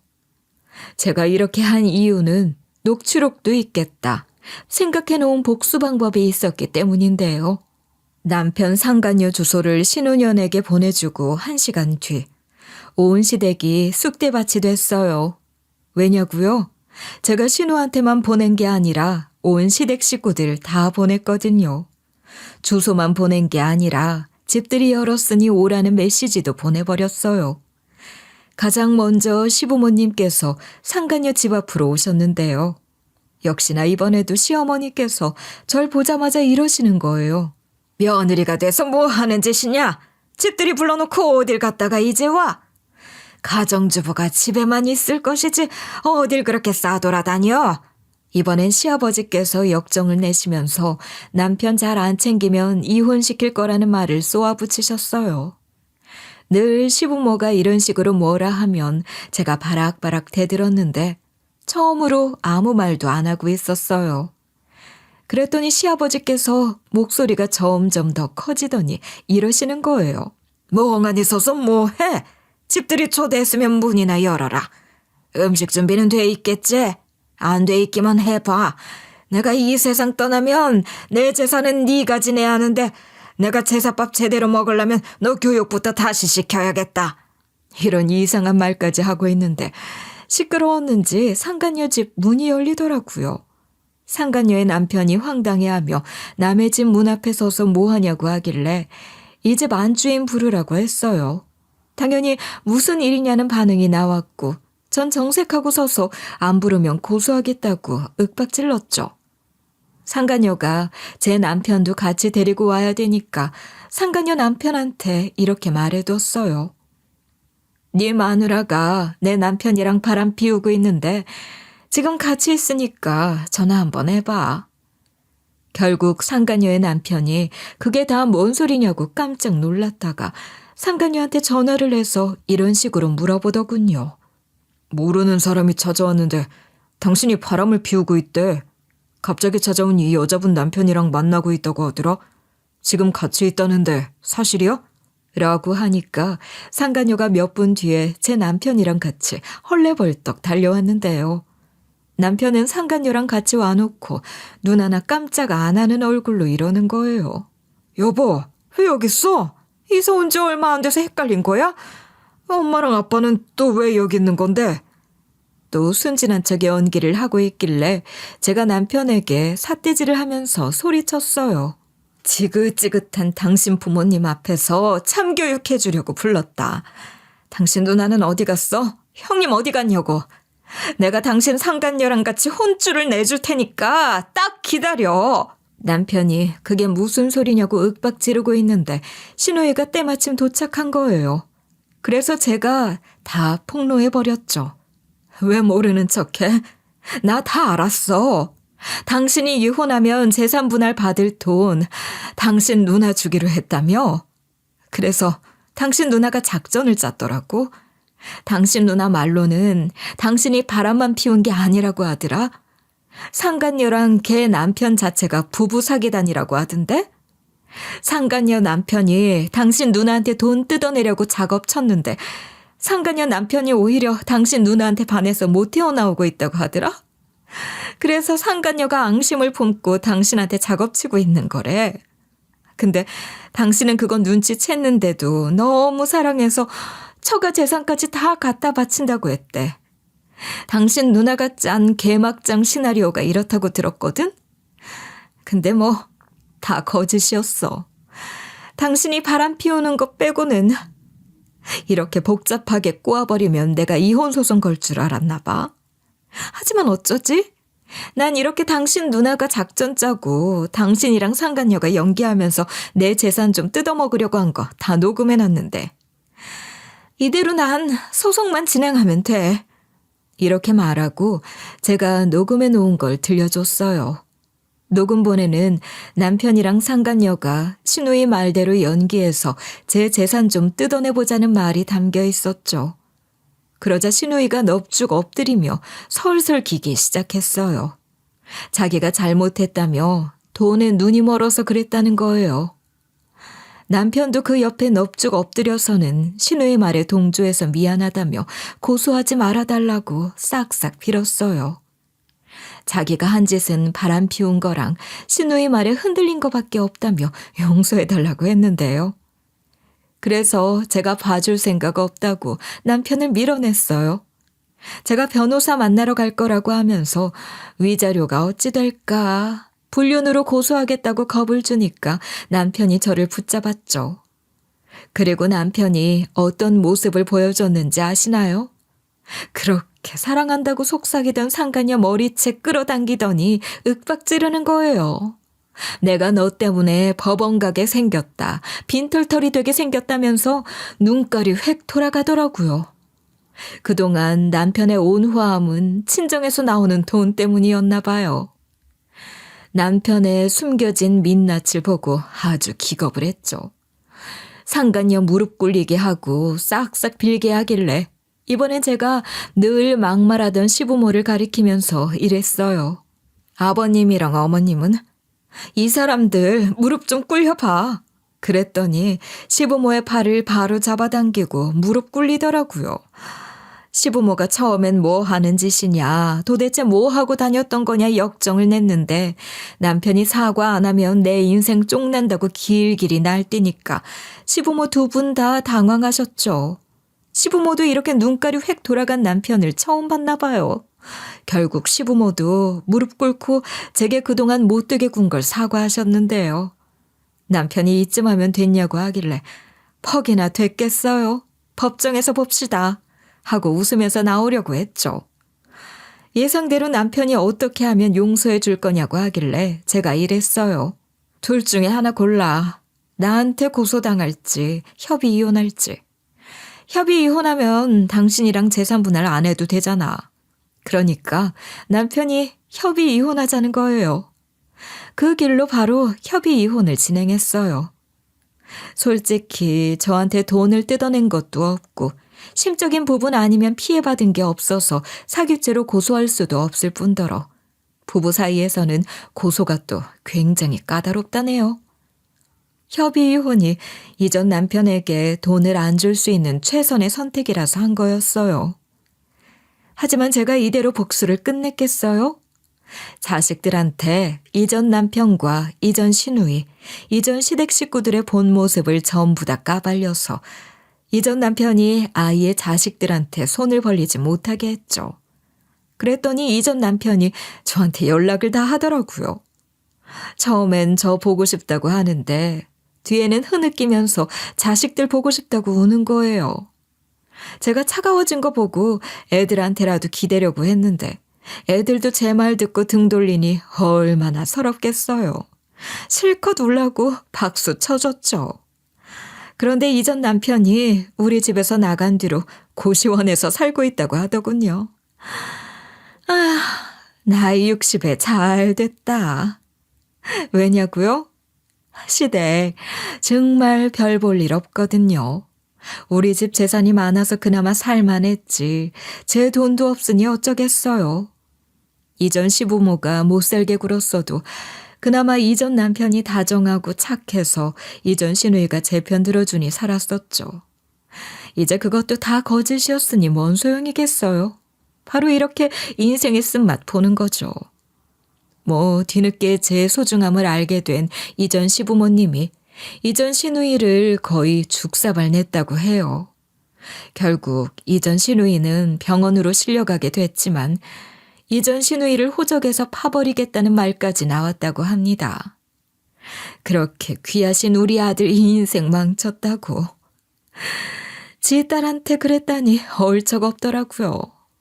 뭐 이전 시누이가 맞을 만한 짓 하긴 했으니까요.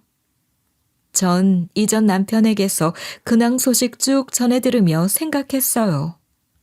이전 남편이 이걸 왜 말하겠어요? 나 불쌍하니 다시 만나달라 이거겠죠. 그래서 시원하게 얘기해줬어요. 내가 참 교육 잘했네. 나 참 똑똑한 것 같아. 앞으로 인생 불행하게 살고 있는 거 많이 알려줘. 이러고 전화 끊어버렸죠. 예전 남편이 전화할 때마다 매번 이러니 이제 전화도 안 오더군요. 복수 후 제게 아무것도 안 남은 것처럼 보이지만 전 그렇게 생각 안 해요. 피해를 받으면 반드시 그만큼 돌려준다는 인간이라는 평판이 제게 남았기 때문에 오히려 저한테 이득이라고 생각하는데요. 이제 이전 시댁 식구들이 절 만만하게 보지 않고 쉽게 접근하려고 들지 않을 거니까요. 상간녀 집도 이혼해서 뿔뿔이 흩어졌는지 이사가 버리고 최근에는 혼자 사는 게 너무 평화롭고 즐거울 따름이에요. 그래서인지 과거의 복수가 절 지켜준다는 생각까지 드는 요즘인데요. 앞으로도 이전 남편 놈같이 절 우습게 보는 놈이 있다면 2배로 갚아줄 거예요. 여러분도 제발 당하고만 있지 말고 저처럼 야무지게 돌려주세요.